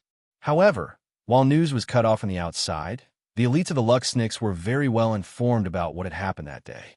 Right this moment, other than maybe Miguel, there wasn't a soul with Luxnix blood who wasn't paying very close attention, and that went doubly so for the members of the Luxnix who happened to be in the same group with Lionel. Lionel, though, felt as though his mind was working at speeds too fast for the world. For a moment, he just stood there, watching as these attacks charged toward him frame by frame, as though it was all in slow motion. Lionel's hands slid into his pockets, his eyes slowly closing. Let's try. A strong surge of dream force coalesced around Lionel, his foot lightly tapping on the ground and causing a quickly expanding ring of dark gold to form. Bang! Bang! Bang! Bang! Lionel was buried. A cascade of never-ending attacks drowned his body in a flurry of force of all kinds. The clashing of opposing and synergizing of like elements made the explosion all the more volatile, the entire center of the arena imploding into a rain of stone, rock, and billowing smoke. The latest courses are on the website. However, right at that moment, a mighty roar sounded. It carried with it such a violent momentum that the smoke and dust cleared, shooting out and dispersing in all directions to reveal an enormous, 10-meter-tall, dark gold bear. Lionel stood leisurely on his bear construct's shoulders, unmoved and unfazed by what had happened around him. The bombardment of force sometimes rebounded and was sometimes swallowed by the thick fur and skin of the dark gold bear. Even its roar alone caused a rain of arrows to shatter and fly off like broken kites in the sky, leaving those who were left to witness it all speechless. Lionel looked down at his bear construct. Not bad, it was quite interesting. Compared to more static defensive mage arts, this bear was a bit special. It carried with it the elasticity unique to a living being, making it so that the rebound of attacks was less grating on Lionel. At the same time, its maneuverability in battle was several levels higher as well. Aim for him. Seeing Lionel standing on the shoulder of such an enormous bear shook many to their core. How could they not recognize the Luxnix force art system? But they had never seen a Luxnix complete such a complex construct so quickly. That said, they knew the weaknesses of the Luxnix force art system. More complex didn't always mean better. Lionel's bear construct swiped a paw at the air, standing high on its hind legs as another billowing roar left its lips. But its speed was too slow, and many made it through, aiming right for Lionel. Lionel, though, seemed unmoved by this turn of events, his gaze glowing with a delicate pale violet light. He let out a slow breath, but the heat that came with it was so scorching that sparks of fire force lit in the air. The latest courses are on the website. Those sparks erupted, forming miniature flames about Lionel, all for the high-pitched tweeting of birds to pierce the souls of all those who heard it. In one moment, Lionel was completely unprotected. In the next, dozens of hummingbirds with wings flapping so quickly they left nothing more than a blur in their wake appeared. They shot forward like guided missiles, piercing through the flurry of attacks aimed for Lionel with a spine-tingling precision and burning them up from the inside out. Boom! Boom! Boom! Boom! Like kamikaze bombers, They crashed into the stone platform below, causing concentrated blasts of fire to erupt in all directions. Lionel stood on the shoulder of his bear construct, orchestrating the disaster. He never removed his hands from his pockets. In fact, he hadn't even moved a single inch since the battle began. One after another, he quick cast devastating arts, causing screams of agony and horror to echo endlessly. Isaac's pupils constricted. He had already organized several attacks, but none of them worked. Lionel seemed to see and plan out several steps ahead, and his casting speed was so fast that even if by some miracle you caught him off guard, it might not even matter. "I'll do it myself." Isaac's gaze flashed, flipping his palm over to reveal a sleek arrow decorated from tip to tip in a complex array of runes. His gaze looked up, his force surging.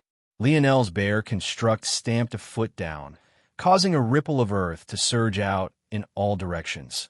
But Lionel himself remained unmoved. Visit for a better user experience die. A blinding streak of silver shot through the skies. In the blink of an eye, it appeared just 3 meters from the side of Lionel's head. It was so fast that the bear construct couldn't possibly react in time. In fact, it was still stamping its feet, sending young geniuses sprawling and tumbling to the floor. Might be an interesting application of radiant force like this. Just when it seemed that Lionel would be pierced through, a blinding light appeared on his shoulder. Isaac barely had time to register the fact that this light had taken the shape of a silver bat before a shocking screech forced him to cover his ears. The bat's sonar sent ripples of concentric circles spiraling through the air, each rippled steadily, getting larger. Isaac's arrow suddenly froze in the air, an astonishing pulse of magnetism stopping its ability to move forward any further.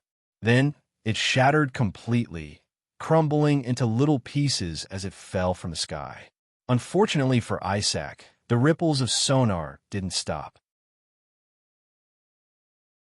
The high-pitched screech tunneled its way forward, crashing into Isaac in what felt like the blink of an eye. He thought that he would fly backward upon impact, but what actually happened made his eyes bleed as they reflected despair. Isaac, the latest __sodies are on the website. Bang! Isaac imploded, falling in a shower of blood, guts, and gore.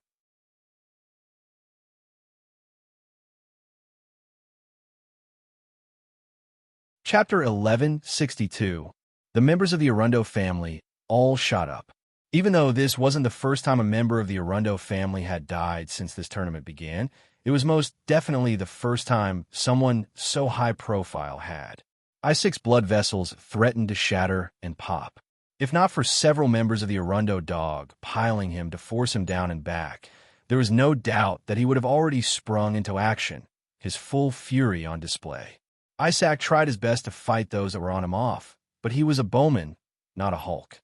With so many having come together to stop him, and without him having the desire to kill them at all costs, he found his body almost buried into the ground. He could barely tilt his head up slightly, freeing just a single eye to focus on Lionel for all that he was worth. The white of his gaze pulsed with so many vessels that it practically turned red and rabid, his body trembling completely out of his control. But, in the end, he could only watch as Lionel's beast constructs vanished in motes of light, the entire arena empty of participants outside of himself. A pregnant silence took hold of the arena. There had been many battles before this, but none were ended nearly as easily as Lionel's own. They had thought that they might learn something about his speed from observing, when the reality was that Lionel didn't even have to move a single inch. The gap was so large that it felt like they had just watched an adult bully children. The Luxnick Star Order elders narrowed their gazes, watching Lionel walk away. They too hadn't witnessed the fight between Elodie and Lionel, but from what they knew, it lasted several exchanges and was quite heated, even though Lionel won in the end. The latest _sodies are on the website. With that bit of information, they had of course concluded that Miguel would win easily. The gap between Miguel and the 3 armheads was so large that it might as well have been night and day. Seeing Lionel fight now, There wasn't anything he had just done that Elodie couldn't. Well, Elodie couldn't quick cast in such a fashion, but their meaning was that he would have won just as easily. Still, seeing Lionel's talent in action made them wonder just how far he could go. Lionel returned to the group with a light smile on his face. "You're such a show-off," Cat Milan laughed. "Is that jealousy I hear?" Lionel's ears perked up. "Fuck you." Milan dove forward and tackled Lionel, but he found his arms swinging at air. By the time he noticed Lionel jumped over him, it was far too late. He crashed into the ground, skidding for a few meters. The latest _sodies are on the website. An eruption of laughter filled Earth's seating space. However, seeing the cheeriness of their atmosphere only made the fury smoldering within Isaac's soul burn even brighter. He had never felt so much rage in his life. But he had already had his turn and didn't even have anywhere to vent it. "Let me go. I'm leaving." Isaac's voice seemed to have dropped several octaves. Only after the others were certain that he was, indeed, leaving the arena did the rest of the Arundo relax. Amidst the Arundo elders, their patriarch sat with a stoic expression, watching as Isaac turned and left. It was impossible to tell what he was thinking by just his facial features alone, but he didn't seem to have reacted to Isaac's death at all. Inwardly, though, he felt that this was a turning point for his family. If Isaac could climb this mountain, maybe it would be exactly what his Arundo family needed to cross that final barrier and grow to match those three-pillar families. The events continued. By the time the end of the day began to roll around, countless geniuses had gone up. When it was Miguel's turn, one might have thought that he hadn't stepped onto the stage at all. Everyone ran around him as though they had blinders on, refusing to even think of attacking him. Visit. For a better user experience, Miguel stood in silence, not bothering to make a move either. When just 3 individuals remained, he casually stepped off of the platform without a care in the world. The Luxnick's armheads received the same treatment. By coincidence, the equivalent geniuses of the 3 leading families didn't meet, so their rounds ended just as easily and without fanfare. The likes of Savon and Yuri surprisingly, or maybe not so surprisingly, also gained a spot for themselves. Savon was a talent of Earth and had been able to adapt on planet Viola for far longer than the others had, so her success wasn't too much to accept. As for Yuri, she was of mysterious origins to begin with and had always had more power than she displayed. Even after claiming a spot, she hadn't seemed to have gone all out. The Montex and Viola geniuses, of course, performed just as well. Though their deterrence wasn't as great as Miguel, they still received their due respect. Richard was among those that passed, only having to exchange 1 to 2 blows to properly display his might and prowess. Richard couldn't help but frown lightly when he stepped off of the platform when he looked toward where Aina should have been. She was absolutely nowhere to be seen. However, he turned his head away not long afterward. After giving up so much to earn a spot, he doubted that she would miss out on her chance. Finally, the day waned and the billboard flickered for the final time, its motes of light forming around the last list of names. As though a ghost, Aina appeared once more. When she stepped out and toward the arena, the crowd itself seemed to suck in a cold breath all at once. Visit. For a better user experience this level of beauty. Was it even meant to be a part of their world?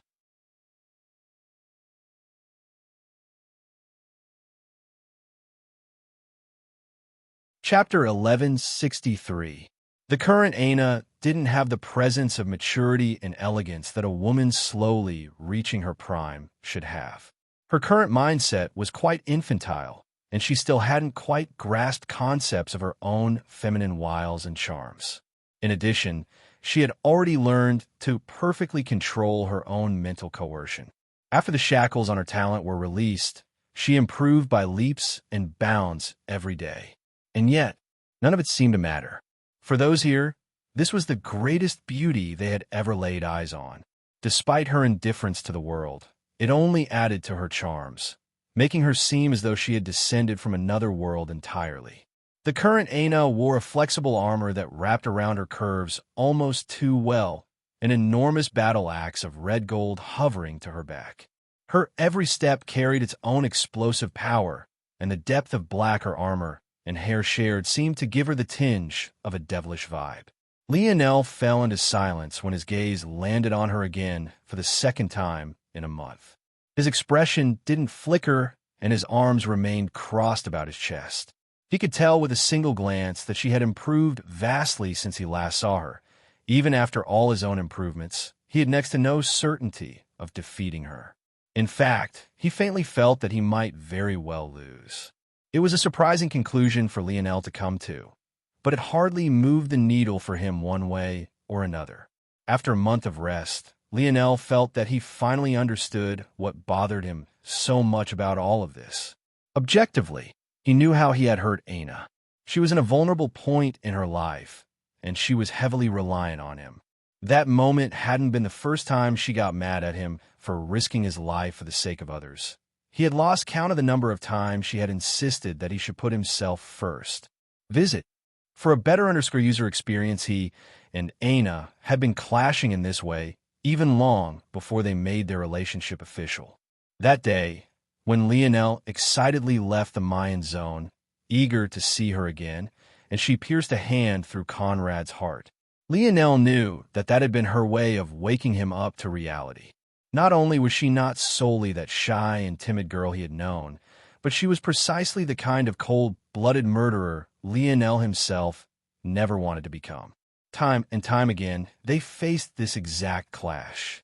Even in the Jones Zone, when Aina and he almost died because he was too soft with how he used his blade, even so far back they had always butted heads.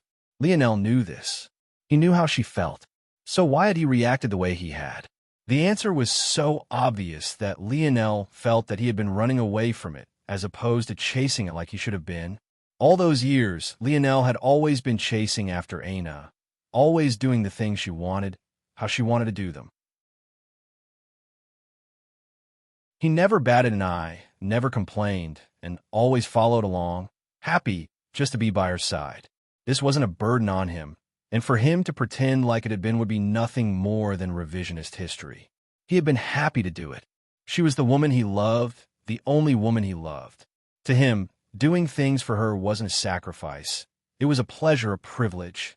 However, when the day came that Lionel finally had something he wanted to fight for himself, a goal he wanted to aspire toward and chase, rather than receiving the same sort of support he had always given Aina, what he received in return was doubt and insecurity. When Lionel told Aina about his dreams, about how he wanted to unite the dimensional verse and have her by his side as his queen, he didn't receive the eagerness and support he had been expecting. Instead, he received a questioning that he would have expected from a stranger or a person who didn't care about what his own hopes and aspirations were. The latest __Sodies are on website. He received the words of a person who didn't believe in him. That day, when Aina left him, it was just more of the same. Lionel understood how she felt. He truly did. She had gone through so much trauma in her life and didn't deserve any more. But, in his eyes, the fundamental root of it all was that she didn't believe in him. When Lionel met an opponent that didn't believe in him, he would just defeat them. When he met an enemy that didn't believe in him, he would just kill them. When he met a mountain no one believed he could climb, he would ignore those who looked down on him and climb it anyway. The one fundamental truth about himself was that he absolutely hated to lose. Maybe why he was so good at following his father's mantras of respect and persistence was exactly because of this. This was such a core part of who he was that he excelled in everything he did, even when it was something he didn't like very much. Maybe this was Lionel's own brand of arrogance, that deep-seated belief in himself that couldn't accept the speculation and doubt of others. The question, though, was what would he do when the person who didn't believe in him was someone he had given his heart to? How could he ignore her? How could he defeat her? How could he kill her? He didn't know the answer to that. So visit. For a better user experience, he sat and watched as the love of his life wowed the crowd, her skills and movements breathing life into the world. He sat and watched as she cleared her group, easily claiming her spot with her back to him. He sat and watched as another man with a grin of pride on his face that should have been his own stepped before everyone, boisterously laughing as he pointed toward her. I want to thank the Montex and Luxnix family for allowing me this stage. Richard's voice boomed. Now that today's event has ended and there will be a gap between today and the second day's rounds, I would like to make an announcement to everyone. 2 days from now, my fiancée, Aina Brazinger, will be getting married. I invite all those in attendance today to bear witness to the first day of the rest of our lives. A certain shift took place in the atmosphere. Feelings of awe, worship, and envy took hold. To have such a woman as a wife. Just how lucky was this Viola family crown heir? Finally, Lionel stopped watching, his eyes closing in peace. He finally had his answer. Now he could let go. The latest _sodies are on _the website. Author's note. I'll have to ask you guys to trust me. This won't end like you think it will. If you want books that can subvert tropes, you have to give an author a chance first. LMAO. Anywho, the main purpose of this note is to tell you guys that my birthday is tomorrow, so I won't be uploading. We'll be back the day after. Love you guys, love.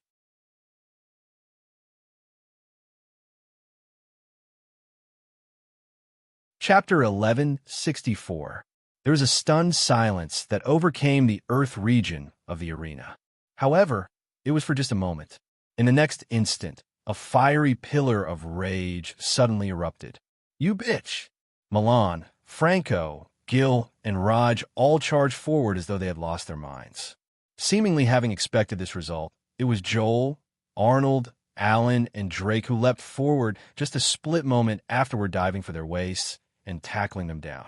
The 8 immediately ended up in a furious sort of dogpile. But compared to the warmness such a thing had carried just a day ago, there was something decidedly sad about it this time around.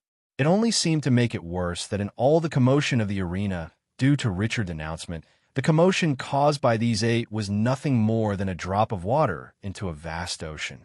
No one seemed to notice at all. No one except for Savon and Yuri, that is. Let me go. I held back enough. And would tear them both a new asshole. Raj raged. Unfortunately, the clamp Arnold had on Raj was far too strong. He could hardly move, and he didn't have the heart to use his ability on his brother. In the end, he could only squirm wildly, his gaze just as red as I-6 had been just hours ago. Rija's eyes flickered with confusion. She didn't quite understand what was going on. Visit. For the best experience, she looked toward her grandson, only to see that his eyes were closed. If she didn't know better, she would think that Lionel was having a nap. It was then that she pieced everything together.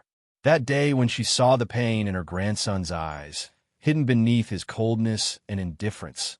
This Richard and that Aina had both been present. Could it be that it was related to this? Was that why he had been feeling that way on that day? Coming to this conclusion, Rija's gaze also lit with fury. The murderous intent coming from her rose like the tides of a tsunami, threatening to drown the arena out in waves. It would only be a moment before everyone's attention was drawn, but Joel, Arnold, Drake, and Alan all looked back toward Lionel. Of Lionel's brothers, there were 2 divisions. Raj, Milan, Gil, and Franco had always been the jokesters. They had their own brand of humor, and if there was a joke being made, there was a 90% certainty that it was coming from one of them. On the other hand, Joel, Arnold, Drake, and Alan were far more reserved. Joel was always the de facto leader of the group when Lionel wasn't present. Drake had meant to be Lionel's successor after he graduated from Royal Blue. Alan had an introverted personality, so much so that he didn't even show off his excellent physique, always wearing baggy clothing. And Arnold was a man of few words, even when he was communicating with Lionel himself. And yet, at that moment, they all looked toward Lionel with the same crimson gaze. Visit. For the best notification experience, so long as Lionel gave the signal, no matter how high the odds were stacked against them, no matter how subtle such a signal was, they would immediately release Raj, Milan, Gil, and Franco. In fact, not only would they release them, but they would be right alongside them, charging forth. To them, Any slight against Lionel was a slight against them. They had been there before Lionel met Aina. They had been there before Lionel fell for her, before he spent years chasing after her. He had never shown any interest in any other woman.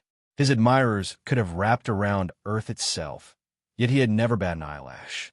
They had always believed that Aina wasn't worthy of Lionel. Even when she revealed herself to be a world-toppling beauty, she left soon after, leaving a bad taste in all of their mouths. Now, they felt that things had gone too far. They found it difficult even to control themselves at this point. Lionel's eyes remained closed, his face the picture of serenity. In his mind, he had once again entered a world of white, a familiar balance standing before him. After everything, it had been perfectly balanced, no one side outweighing the other. He gazed upon it silently, going through all the memories it held once more. His body felt quite light, and his mind felt extremely clear. His reflection on these memories made him feel as though he was right back there again, simulating that moment in real time without missing a single detail. The first day he met her, the first time he realized he liked her, the first time he confessed to her, the second time, the third visit. For the best known experience, the time they spent in the Jones Zone, their battle against Royal Blue Fort, his rage-fueled tirade against the puppet master. Those final moments of peace they had together at Varian Heart Mountain. The last time they shared a bed together. They were memories enough to move a man to tears. Somehow, though, to Lionel, it felt like he was watching the movie of someone else's life. He reached forward and touched the balance scale, his hand trailing down its frame before landing on the final object that had managed to keep it all even. It was a delicate, fragmented bracelet.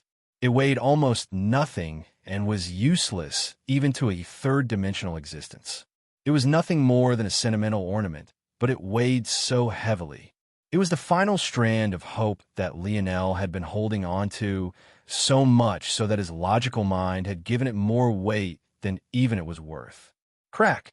With a light squeeze, Lionel crushed it to powder. He turned and walked away, the golden-bronze balance crumbling into a pile of ash. In the real world, Lionel opened his eyes. A strong pressure seemed to roll out from him in waves, his mind suddenly feeling extraordinarily free. Visit. For the best noticeable experience, he blinked, seeing the gazes of his brothers looking back at him. What are you all wrestling for? Take it easy on Milan and Arnold. They still need to fight in a few days. Lionel laughed lightly, his aura dispelling the tense atmosphere into the wind.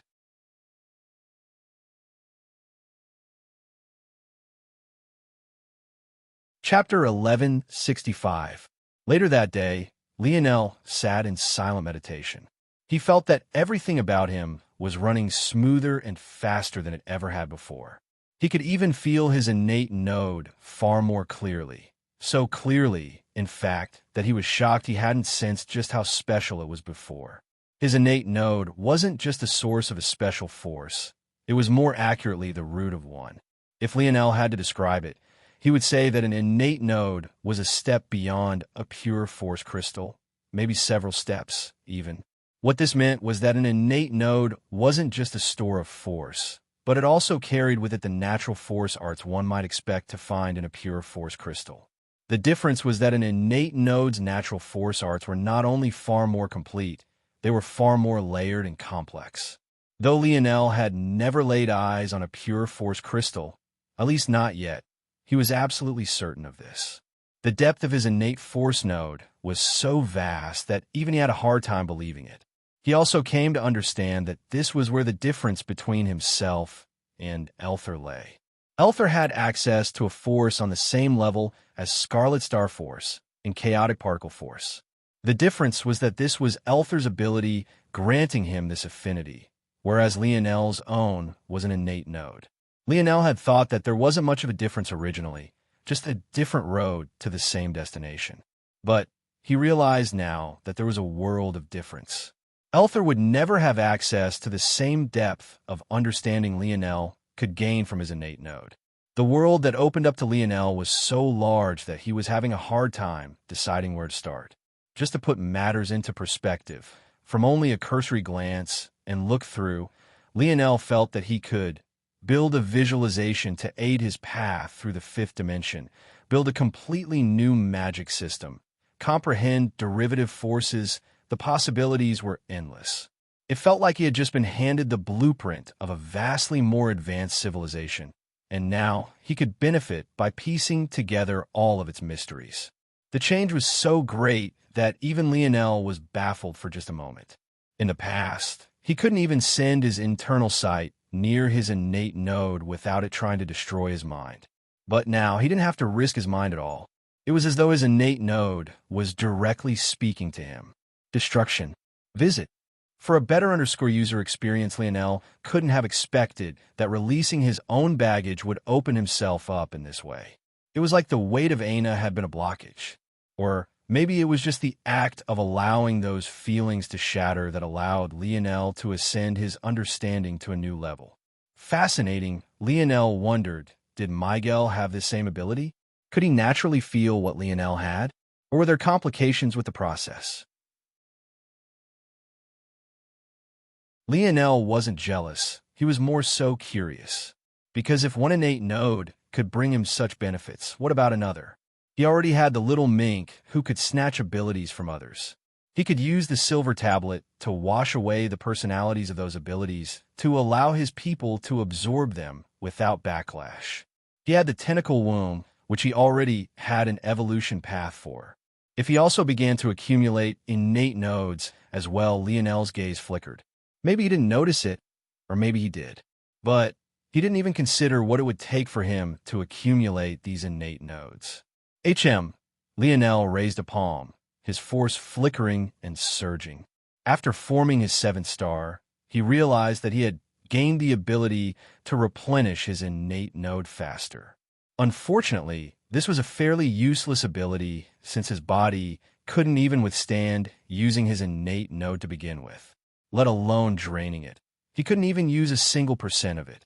However, now Lionel realized that his innate node was no longer entirely useless to him either. Visit. For the best experience, the destructive aura that he had subtly grasped alone made his attacks far more potent than they had been in the past. And now that his senses toward his innate node were even sharper, his destructive aura would only grow. There may very well come a time where Lionel would only have to touch something to make it crumble from the outside, and his presence alone would cause things to disintegrate. Though the effect would be lesser than using Scarlet Star Force, it was a good replacement while he focused on getting his body stronger. The current Lionel sat outside, near the pool of the hotel. He was in full view of everyone around him, causing him to be the subject of quite a bit of scrutiny. However, no matter how many times they looked over at him, no one could find anything wrong. Is he really all right? Milan mumbled. The 8 of them, including Lionel's grandmother, were all furious. In fact, many of those who hadn't known the details previously were furious for Lionel as well. However, with the man himself acting as though nothing had happened, what were they supposed to do? Exactly. You know Lionel, when he cuts something off, he doesn't even look back. Joel said lightly. Raj snorted. Good. It would be embarrassing if I had a harem and Leo didn't. This is the way it should be. He needs at least 3 wives and 12 concubines. I won't let him stop until he has at least that many. Our boy is about to have an elite fuckboy arc. The women of the group looked toward Raj with disdain, but they refrained from saying anything since it was clear that he was just sticking up for Lionel. However, Raj didn't seem ready to let it go. Visit. For the best no-undercivil-understanding experience. Where are you all looking at? All you women are the same. How many men are you going to turn into the monsters you complain about before you realize that while you are the problem? Joyce suddenly snapped, her fists lighting with force. Are you trying to fight it out, you sack of shit? Oh my, I'm so scared. Raj rolled his eyes. Come bite me. I can't for the life of me imagine why you are called the fairer sex. You're all little demons in skimpy clothing. You ever think that maybe the reason you're all so attracted to the hard exterior of a man is because you're all just as hard on the inside? Come on, come fight me then. At least in this kind of world, you actually stand a chance. Joyce was so furious, she couldn't even put her anger into words. Joel and the others felt a headache coming along. They knew the reason Raj was acting like this wasn't just related to Lionel. At that moment, though, Joel's brows suddenly furrowed, a message entering his ears. Joel immediately looked up to Lionel. He knew how sharp Lionel's senses were. There was no way he would miss such a thing. However, he didn't react in the slightest. It was either he was distracted by something, or he simply didn't care. Considering who it was, Joel had the feeling it was the latter. A few of you come with me, Joel said lightly before going off. Visit for a better user experience.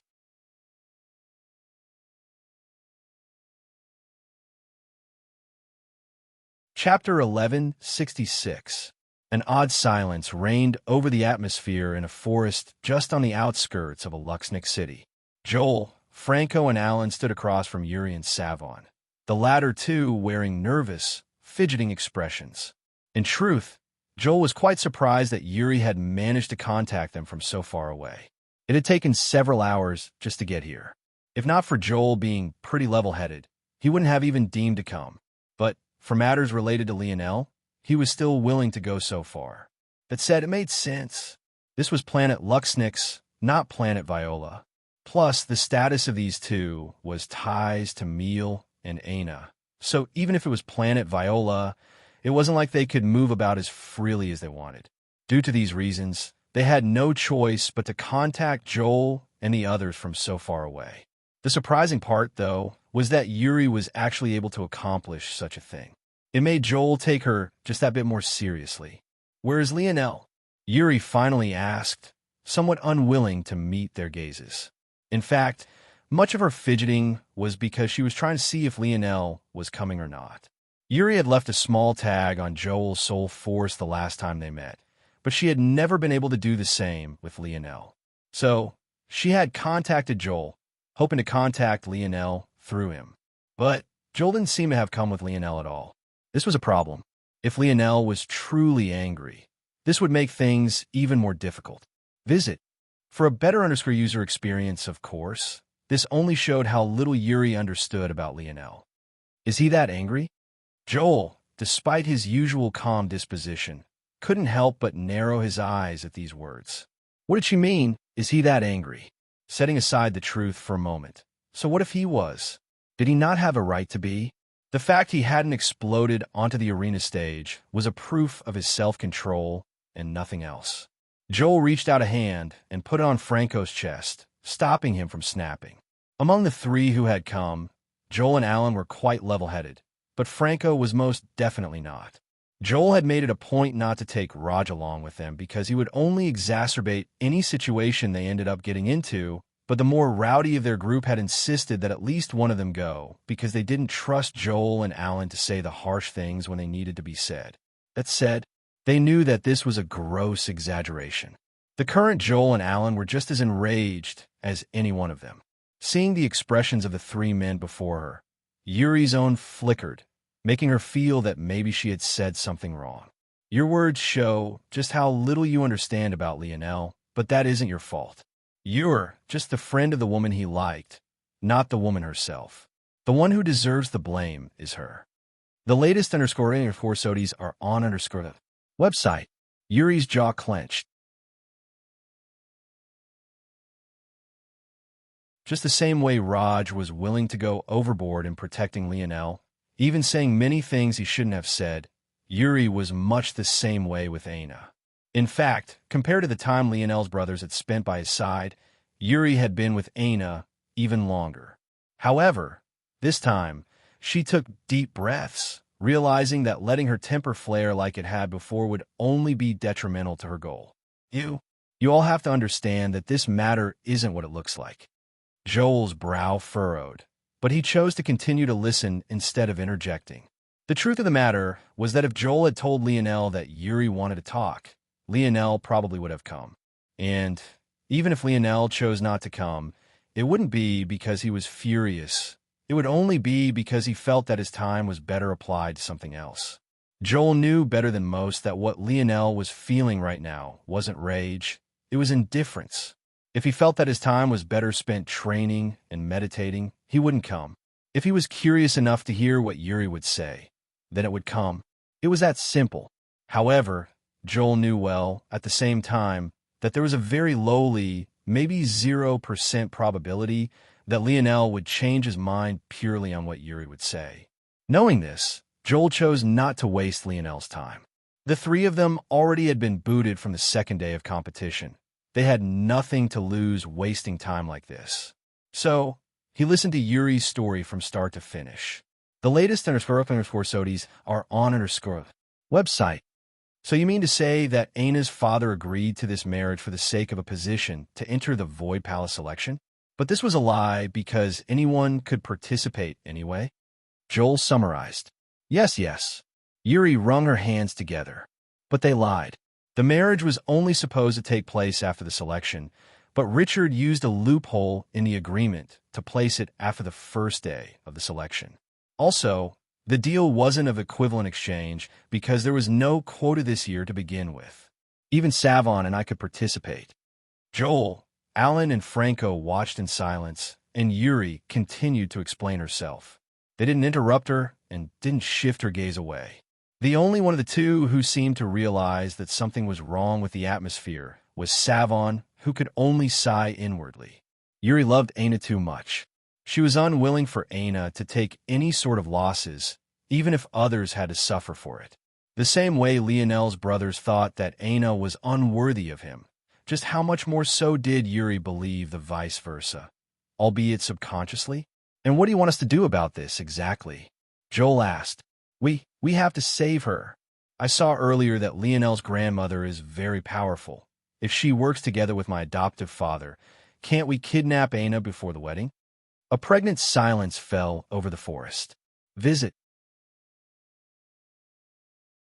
For the best no-NG experience. So let me get this straight. Franco began to speak, this time not receiving the interruption of Joel. Your friend wanted to spread her legs for a chance to move up in the world. But now that she's been played, she wants everyone to risk their lives to save her from one of the strongest families in the sector? Did I get that right?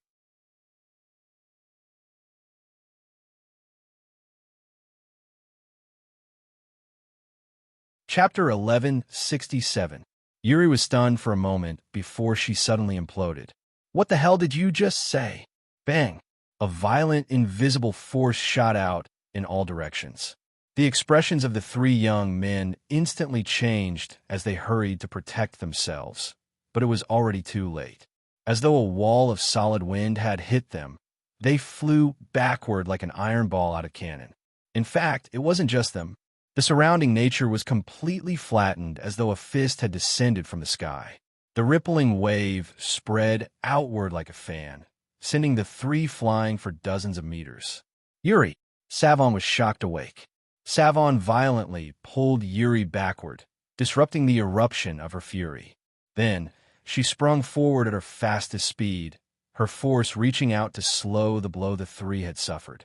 She barely made it in time to ensure that they didn't crash against the ground or any thick trees. However, that didn't stop the three of them from coughing up blood. Savon had reacted far too slowly to stop the initial impact. The latest _SODIes are on website. Yuri was still furious enough to go for another attack. Unfortunately, Savon was standing in the path between herself and the three. Although she had plenty of methods of going around Savon, she had a feeling that being so close, Savon would definitely try to block her. Joel, Alan, and Franco coughed out another mouthful of blood, their gazes lit with fury. Savon, get out of the way! Yuri yelled. This bitch! Franco growled, about to get up. Just when it seemed like things would truly get out of hand, Savon turned back toward Yuri, her gaze livid. For a moment, she seemed to return to that same fiery, tempered girl who always reprimanded Lionel for chasing after Aina. You've done enough. Step back. Savon's near roar shocked Yuri out of her own rage and even made Franco take a pause. He was already furious enough to go all out with this woman, but Savon's actions seemed to snap them all awake. Savon turned back toward the boys, kneeling down. She handed them all healing pills she had managed to accumulate, allowing their injuries to stabilize. Visit.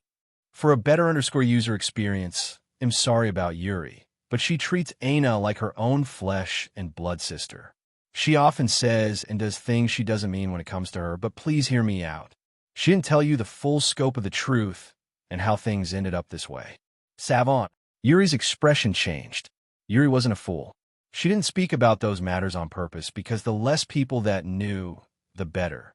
Not only did it involve a treasure that Meal could be hunted down for, if Aina didn't interact with the world as normally as possible, it was possible that it would have adverse reactions on the reawakening of her personality.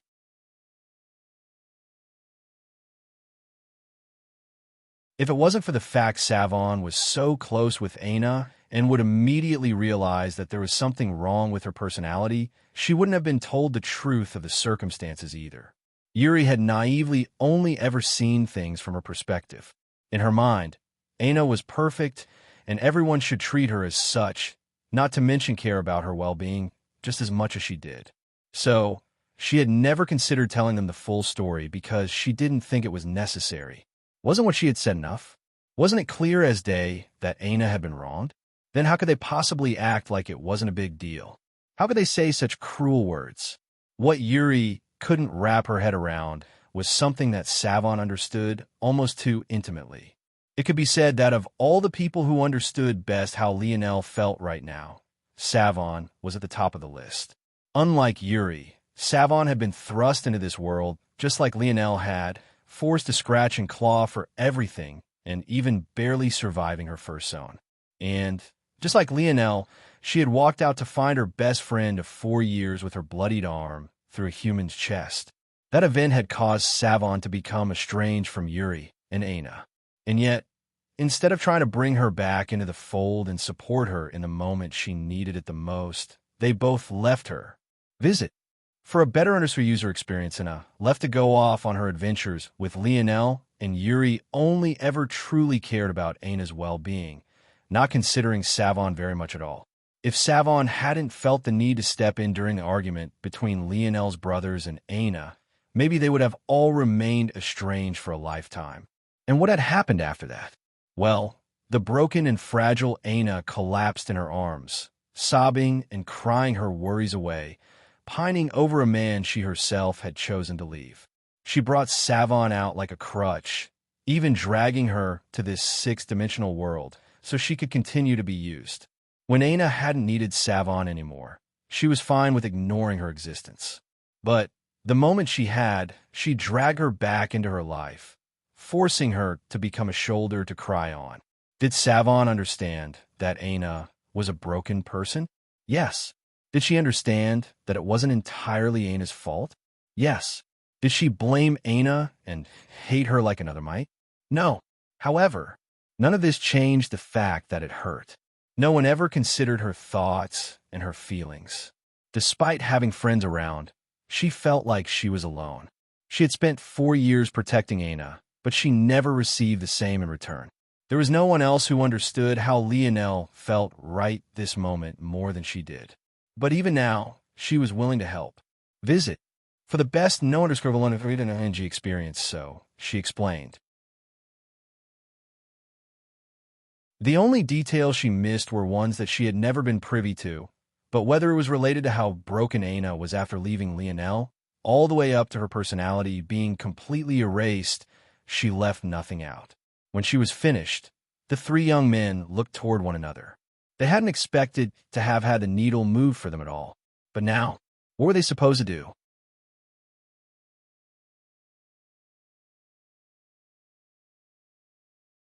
Chapter 1168. Joel took a deep breath. This changed the dynamic of a lot of things, but he wasn't sure of how to proceed from here. For one, the Viola family was far too powerful. The fact that they had moved the wedding up on purpose without regard for Meal meant that they were already determined to do this. It was clear that after the elders of the Viola family saw Aina's talent, they were determined to make her theirs. But this was just one aspect of it.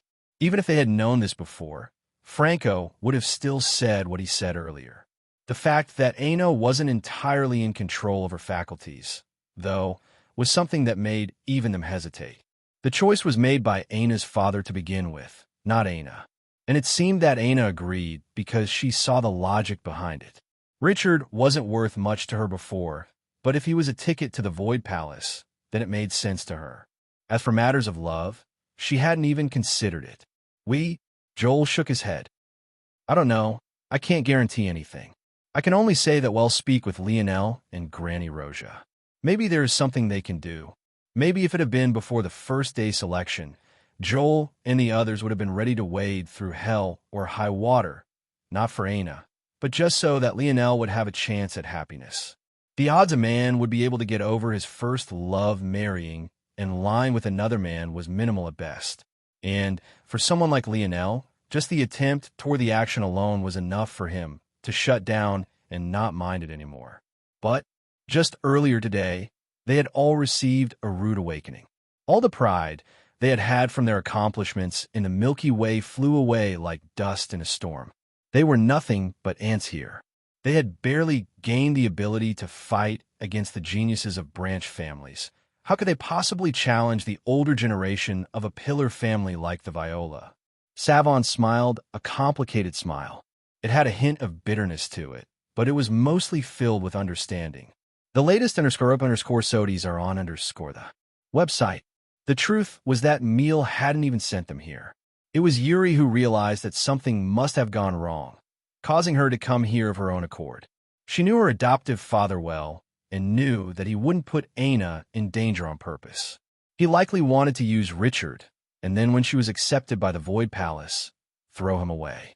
The trouble was that while Meal had spent most of his time training, pining after a day he could get revenge for his late wife, Richard had been embroiled in political schemes since he was a boy. How could Meal outsmart Richard? Richard saw through his plan with a glance and adjusted accordingly.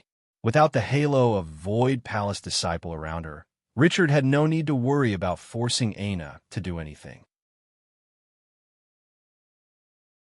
And because he was alone and this marriage had been accepted by the elders of the Viola family, Meal couldn't snatch Aina away openly without being hunted down and killed.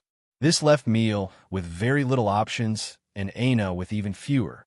Ultimately, they were all at a loss for what to do. Yep. Visit. For a better user experience, Lionel smiled as Little Black Star raced around his hands, arms, and shoulders, messing about with Little Tolly. The two still had their rivalry, and it only seemed to grow stronger after Little Black Star awoke from his comatose state. Still, though they seemed to be at each other's throats, Lionel could faintly feel that Little Tolly had missed Little Black Star. The two little toddlers might as well have been the closest of blood brothers. Lionel was happy that he had his own brothers as well. Being an only child could have very well been too lonely if he hadn't. Be careful, don't touch that. Little Black Star almost nicked the blade of a sword Lionel was working on. One would have thought that Lionel would be honing his skill, maybe practicing some more of the Luxnix family force arts. But nope, he was crafting. The sword looked like it was straight out of Grecian times. It was quite short, being only about 1.5 feet long. Its body was narrower near the hilt and thicker near its tip before ending at a point, giving it a sleek, sort of S-shaped curve. It had a bronze blade and a delicate wood handle that was immaculately carved. But maybe its most astounding feature was that the air seemed to tremble around it, almost distorting reality everywhere it passed. The latest _sodies are on _the website. Without Lionel even telling him, Black Star suddenly sensed danger, rolling into a ball and vanishing into space before appearing high in the air. His beady black eyes looked down, his whiskers flickering between apprehension and curiosity. Little Black Star didn't feel like he would die from that blade, but he definitely felt that he would get hurt. In fact, he felt that he would be hurt even if he used his incorporeal ability. Black Star was used to being immune to most attacks because he could just displace his body into a shadow world. But for some reason, that sword seemed to be able to ignore him, even attack him while he was in there. Lionel reached out and grabbed the sword, balancing on a finger. It's just a prototype, but it's pretty good. Lionel spoke with little Blackstar. If I made weapons like this, it would be good. The problem is that this sort of blade can only last one battle before its own destructive capability eats away at the metal it was made from. A shame. I'm not sure if I could fix that. It would take quite some research. Yep. Lionel laughed. I can make you some claw gauntlets like this if you want. But they would probably have the same issue. Plus, don't you think you scare your enemies enough? Yep. The latest in Corsodies are on underscore website. Blackstar shook his head furiously. Clearly, the little guy wasn't satisfied.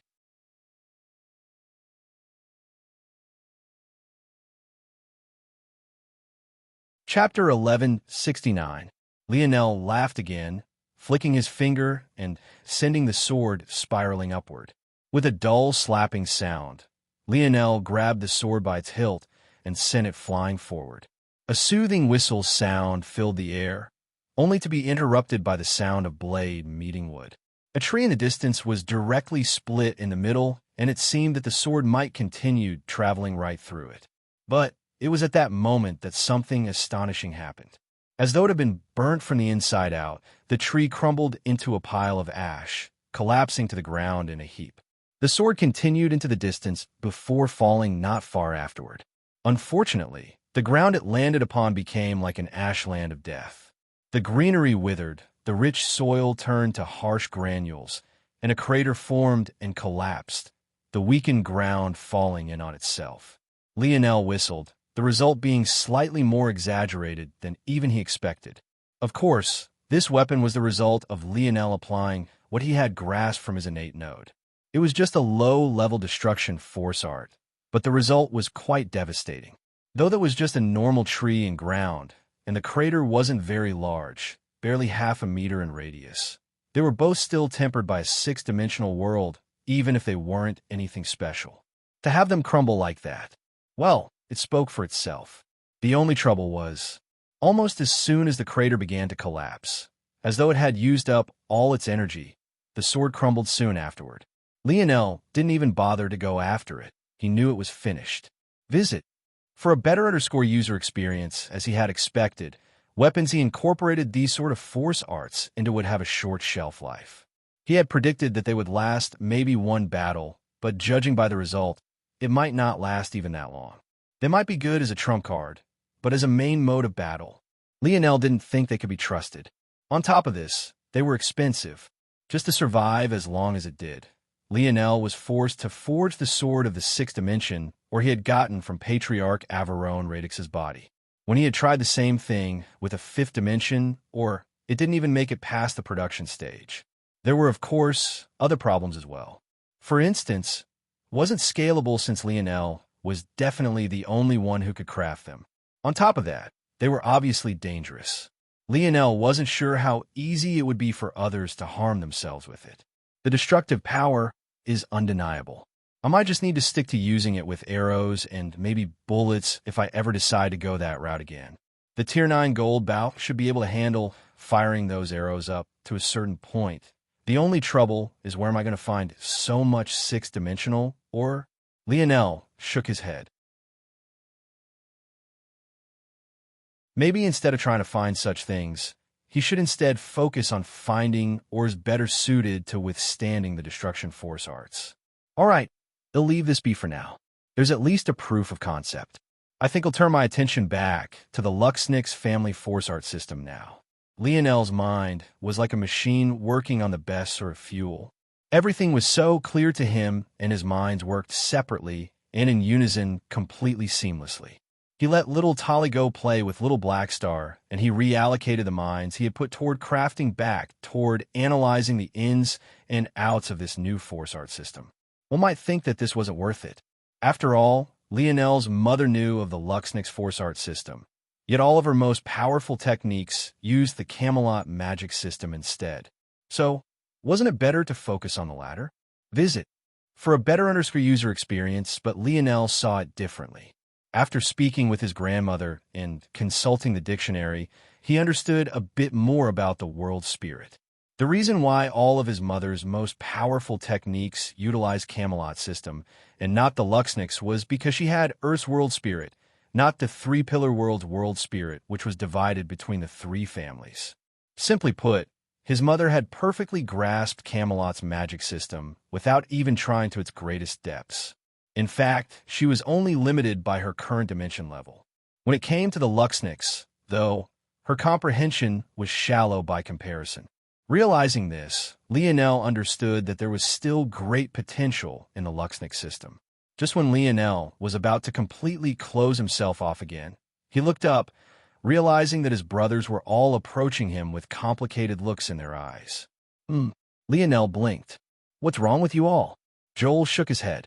He was certain that Lionel already had a guess, probably multiple, but he still started to speak. "Leo, this is how things are." Lionel listened silently, not interrupting even once. His expression wasn't cold or indifferent. He simply looked like he was listening to a friend tell him a story. He nodded from time to time and even hummed in agreement, depending on the circumstances. If one didn't know just how much all of this should have mattered to Lionel, they would have never thought there was anything wrong with his actions. Visit for a better_user experience. The decision is up to you, Joel finally said. "I'm with you, Cap," Raj supplemented. After hearing the truth behind things, even Raj couldn't help but change his tune. In fact, he felt kind of bad for being so hard on her. But, in the end, the one he would follow would always be Lionel, even if it was at the expense of Aina. Still, being cursed from childhood, losing your mother, and effectively your father. Dealing with that sort of pain for a lifetime and having your insecurities amplified day after day. Raj couldn't help but be sympathetic. "I see." Lionel nodded and remained silent for a moment before continuing. "Unfortunately, I have no intention of saving her." All those years ago, Lionel had made his stance very clear to Aina. In fact, he remembered the exact words he had spoken that day. "I know you have a heavy burden on your heart. All I want you to know is that I'm here to bear it with you. I just want you to trust me, lean on me, never go off on your own, and do something stupid, because I will not come to save you. Do you understand me?" Those words, he had spoken them, and he had meant them. Visit for a better_user experience.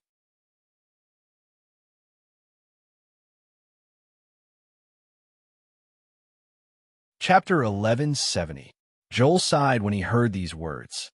He had already expected as much, but hearing it so clearly like this made him feel that it was unfortunate. Sometimes, Joel felt like there was some sort of God looking down on them and pulling these strings, making certain that they all looked as foolish as possible at any given time for their sick form of entertainment. For a long while, they thought that Aina was completely unworthy of Lionel. And, truth be told, she hadn't really done much to change their opinion aside from becoming extraordinarily beautiful. Unfortunately, this wasn't enough to move the needle for Lionel. Now, in an irony of ironies, it was they who wanted Lionel to step up. Of course, this wasn't for Aina's sake, but Joel believed that she was truly Lionel's best chance at happiness. Or at the very least, if they didn't end up together, Lionel deserved some better form of closure than this. And yet, it was now Lionel who wanted no part of it. Lionel hadn't even bothered to say a word to Aina. They weren't face to face when she left, and he didn't even look in her direction after hearing Richard's announcement. No matter how you spun it, they just found it impossible to feel that such a thing was healthy. Joel wondered how they would take things from here. On one side, he wanted to support Lionel and his decision. After all, it was still Lionel's right to decide how they dealt with these matters. But, on the other, he didn't want Lionel to decide on something he would regret for a lifetime. Visit for the best note or score of the experience. Unfortunately, Joel felt that Lionel wasn't a normal person by any stretch. If it was someone else, Joel might think that they were just being vindictive and wanted their significant other to suffer just as much as they had, taking responsibility for their own decisions. But he simply couldn't find any rage in Lionel's eyes at all. No matter how good of an actor a person was, it was simply impossible for them to mask such a fresh wound so easily.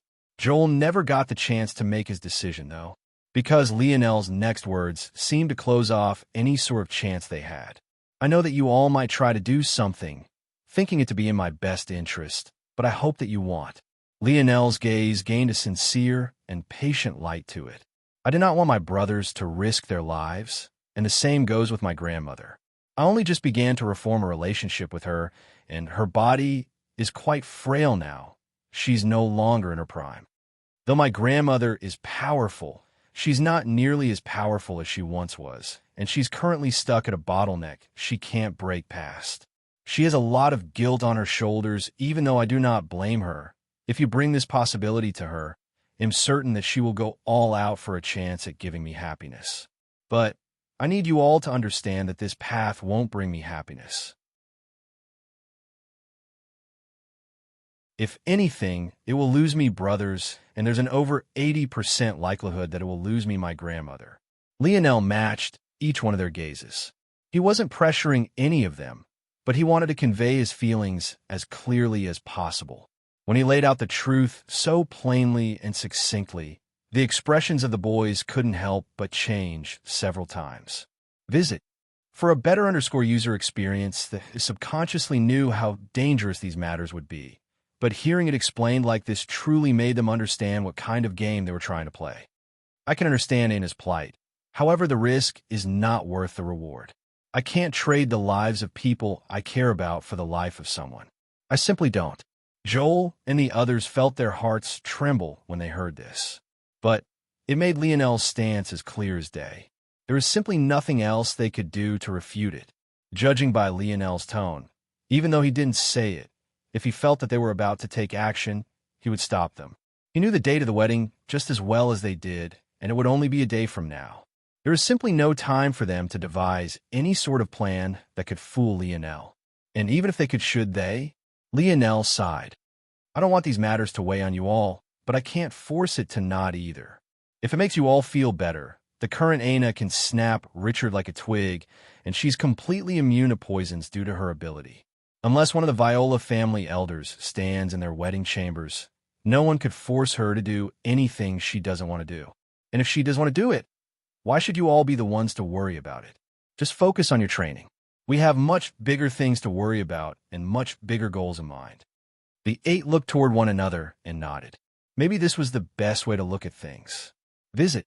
For a better user experience, they alone didn't have the strength to even think of challenging the Viola. And they had no right to put Lionel's grandmother in danger when he explicitly asked them not to. How would they even face Lionel if they came back with Aina, but his grandmother was dead? What if he cut them off just like he had James? In the end, there was nothing they could do. The hours continued to tick by. Lionel spent a few moments relaxing with his brothers, mostly at their insistence, before he returned to refining his comprehension of the Luxnix Force Art system. While part of his mind was on this, another part was on something completely different, though. Her father had something capable of erasing her personality. Sparks flew within Lionel's dreamscape. Visit. For the best known experience, 73% probability that it is another tablet based on currently available information. So, how'd I get my hands on it?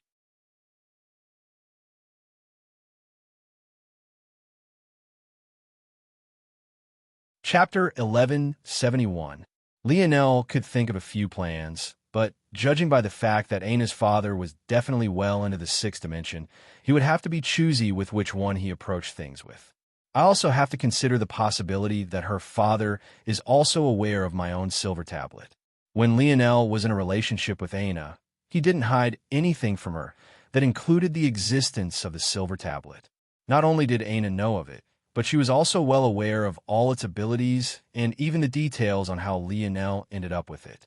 Savon also mentioned that it was a bronze tablet. Is there a difference in strength with the color? It's possible, but there aren't enough data points. It could also be related to the type of power it has instead, rather than anything else. But if they both have the ability to wipe personalities, maybe not. The easiest method was maybe to force Meal to exchange the tablet for saving Aina. This may work. I wouldn't even have to save her. I would only need to stall the wedding. Judging by how things are going, The Viola are likely invested in Aina's talent. That means that regardless of who her husband ends up being, their main goal is to ensure that she remains within their family. Because of how close the event days are, if I sneak into the Viola family compound and kill Richard, the Viola would have no choice but to postpone the wedding. The optics of forcing a woman to marry someone else right after their fiancé died would be terrible. The latest in our survey of Corsodies are on the website. Of course, there's also the chance the Viola wouldn't care. But even then, they would still need to wait a day or two. By then, the second day of the selection would begin. Aina would have to participate, so there would be opportunity for her father to snatch her away and bring her to safety. This was the first plan Lionel thought of, but there were a few issues. For one, if it was so easy to get to Richard and kill him, Emile would have probably done so personally already. However, the reason Lionel thought it was still possible was because the Viola family was well aware that they had offended Emile. They would always be on guard against him. The other problem was how Lionel would sneak in to begin with. Yuri and Savant were probably having their movements monitored by now. In fact, if the Viola were smart, they would already know everything about their movements to begin with. They definitely know that Yuri and Savant contacted Joel and the others. That would put them even more on guard and makes things even more difficult. Seems like it's not worth it. The risk-to-reward ratio wasn't there. Lionel refused to put his grandmother's life in danger, which meant he would have to do it himself. And though he was confident, he wasn't foolish. Not only was there a high likelihood he would die while the Viola were on alert, but the reward in return was likely not to be worth it. If the bronze tablet was just a weaker replica of his silver tablet, he would gain nothing from this. Visit for the best no_FNG experience in that case. We need to minimize the risk more. Aina's father should be present during the second and third days of the selection.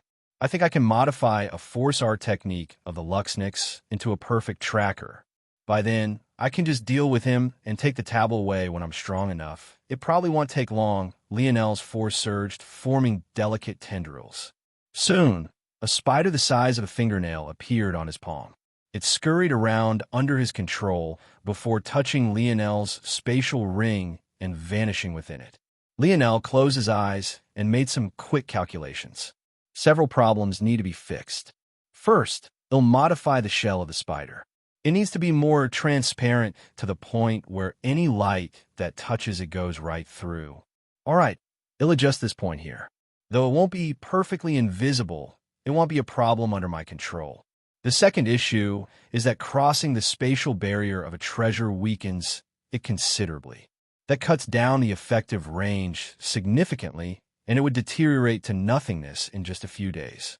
They'll have to change the base element of the creation into the spatial element and have it fuse with the spatial force of a ring, creating a sort of symbiotic relationship.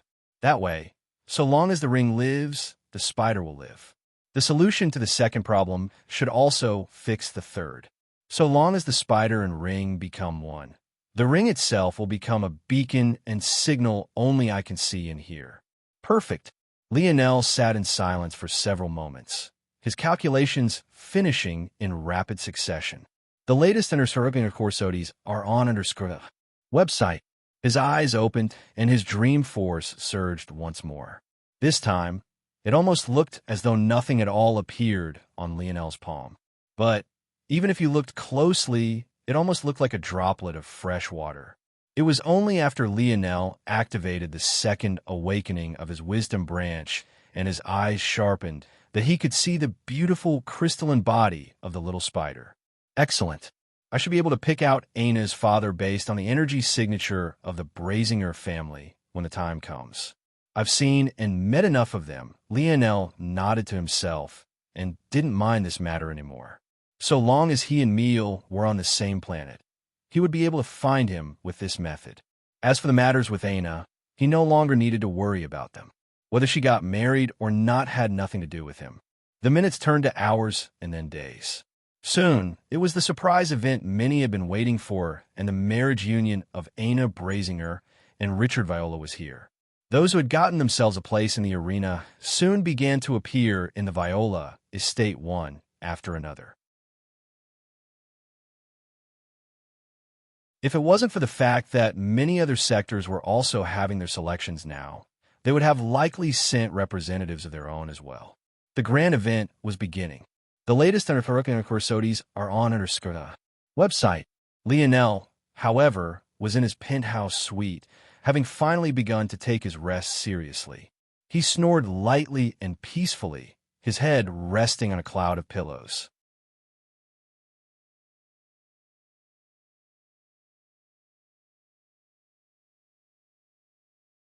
Chapter 1172. Aina sat within a luxurious room upon a well-cushioned stool. Before her, a mirror lay, reflecting her image back to her. In her palm, there was a pair of scissors. She held them open and up to her hair, thinking about how short she should cut it.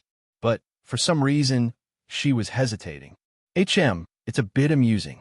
She thought to herself, if I really was a vampire, I wouldn't have a reflection at all. Now, would I? It was a completely random and almost painfully childish thought. Ever since she woke from her sleep, Aina had found her long hair very annoying. She couldn't use it to attack like some other people with weird abilities, and she always had to compensate for it in battle so that her opponent couldn't take advantage. She couldn't for the life of her understand why she had allowed it to get so long. What was especially frustrating was that every time she entered her peak battle state, her vitality would be stimulated and it would grow even longer. By then, she would have to trim the ends just to make sure she wasn't sweeping the ground with her every step. My facial structure is pretty good. I could probably pull off going completely bald. As Aina was lost in thought, she heard the sound of footsteps and her door clicking open. She lowered the scissors in her hand, forgetting her original purpose as she met the gaze of the person who had entered through the mirror. The current Yuri was red and puffy-eyed. She didn't look like she had gotten an ounce of sleep, but for someone as powerful as her, missing out on a single night's rest shouldn't have been enough to put her in such a state. Visit. For a better user experience, as though she had to sneak around, she carefully closed the door behind her and locked it soon afterward. Her chest beat so wildly that it seemed that her heart might fly from her chest. Aina. Yuri's voice almost carried with it a pleading tone. Looking at her friend. No, her sister of so long, she felt as though someone was stabbing her through the heart repeatedly. The current Aina looked as beautiful as an angel. The custom of white wedding dresses of earth wasn't shared here, but none of that stopped her from shining like she was her own star. She wore a dress of violet that wrapped around her proud peaks tightly before falling somewhat loosely down her hips and legs. Her delicate shoulders were adorned by a silk shawl embroidered with patterns of purple blooming flowers, and her forehead wore a minimalistic crown of gold. Her hair was meant to be done up with a very special hairpin reserved for the ladies of the Viola family who shared similarly high status. This job was to fall into Yuri's hands, but judging by her appearance, she wanted to use this chance to speak of something else entirely. Aina blinked. Her gaze looked Yuri up and down, seemingly trying to analyze something. The latest courses are on the website. You can't go through with this. Aina's head tilted. Didn't we already have this conversation yesterday? Why are we having it again? Hearing such a response, Yuri felt like banging her head against a wall. She knew that she shouldn't be doing this. She should be allowing Aina to stumble and fall on her own, just like one would in real life. Only this way would she be able to rebuild her personality the way it had been before. But Yuri just couldn't accept this. Aina was her treasure, the one person she respected to the depths of her soul, maybe even more than her own adoptive father. She had watched Aina go through so much as nothing more than a little girl.